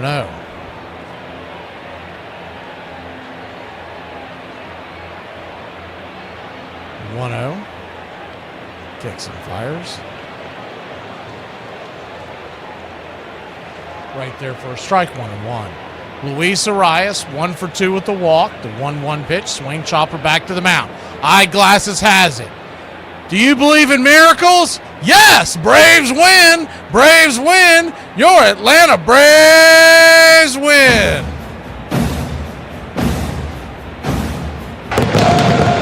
Whiskey for my men, beer for my horses. They do the dance out there in the outfield, and your Atlanta Braves win this one, 3-1. Wasn't a high-scoring game, but it was a fun one because we finally got off the schneid. Do you see what you get, loser? Loser! Loser! Loser! Do you see what you get when you mess with the Warrior? Whiskey for my men, beer for my horses. Your Atlanta Braves 3, Giants 1. 3 hits, 3 runs, 8 hits, no errors for Atlanta. 1 run, 7 hits. 2 errors for the San Francisco Giants. Defense really was the name of the game. The Braves had several great defensive plays, including a couple by Ha-Seong Kim. And the Giants, with their 2 errors, led to 1 run for the Braves in the 2nd, the 3rd, and the 5th. That's it. That's all you're scoring. Raziel Iglesias will get the save. His 16th of the year. McDonald will fall to 2 and 6, and Dylan Lee will get the 4th win. He's 4-0.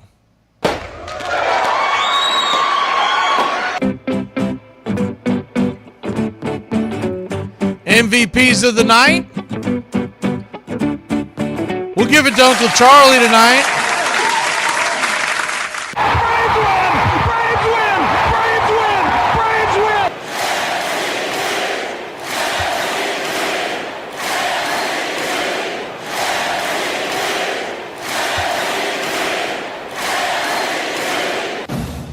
Uncle Charlie gifting 5, also chipped in an extra 7. Also shout out to Trip and Sin Good, been good, giving the 5 memberships to everybody. Appreciate all of y'all. Help keeping BCR going, and we will see you tomorrow. The game ball.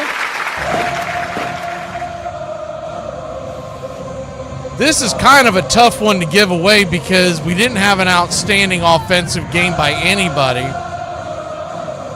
And if Kim would have done anything offensively, you'd want to give it to him for his good defensive work, but he didn't do anything offensively. He went 0 for 4. So we'll go ahead and give it to Mauricio Dubon, 2 for 5 with 2 run scores.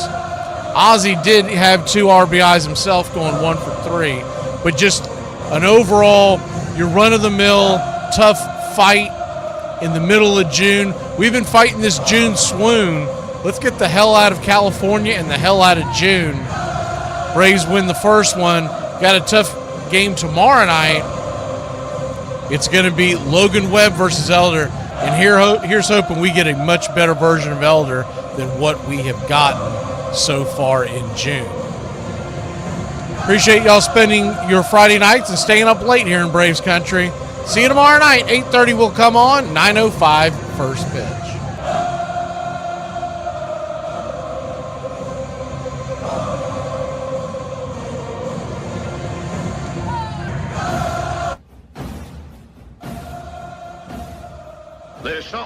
There's something kind of about a kid that's never played baseball. It is the American game.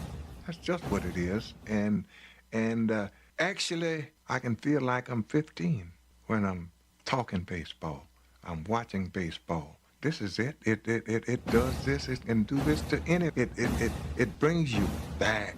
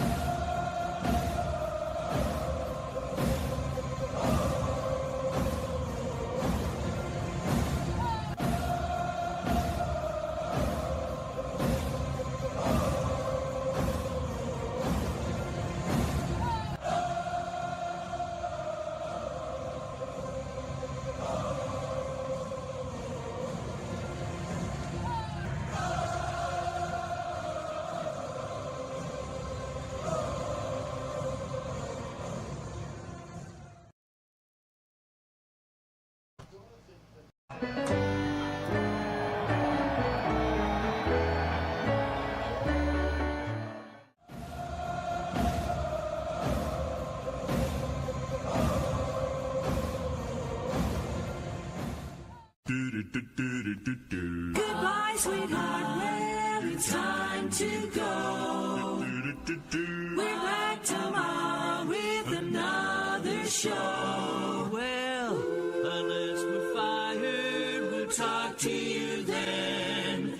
Goodbye, sweetheart. Goodbye. Goodbye. Guys and gals, it's time to go. We'll see you on the next show. Same bat time, same bat channel. It's closing time, y'all. You don't have to go home, but you can't stay here. Have a great one. On your way out, please like and subscribe, and don't forget to tip your favorite bartender. We'll see you. I'm Mac McGee, signing off for Braves Country Radio.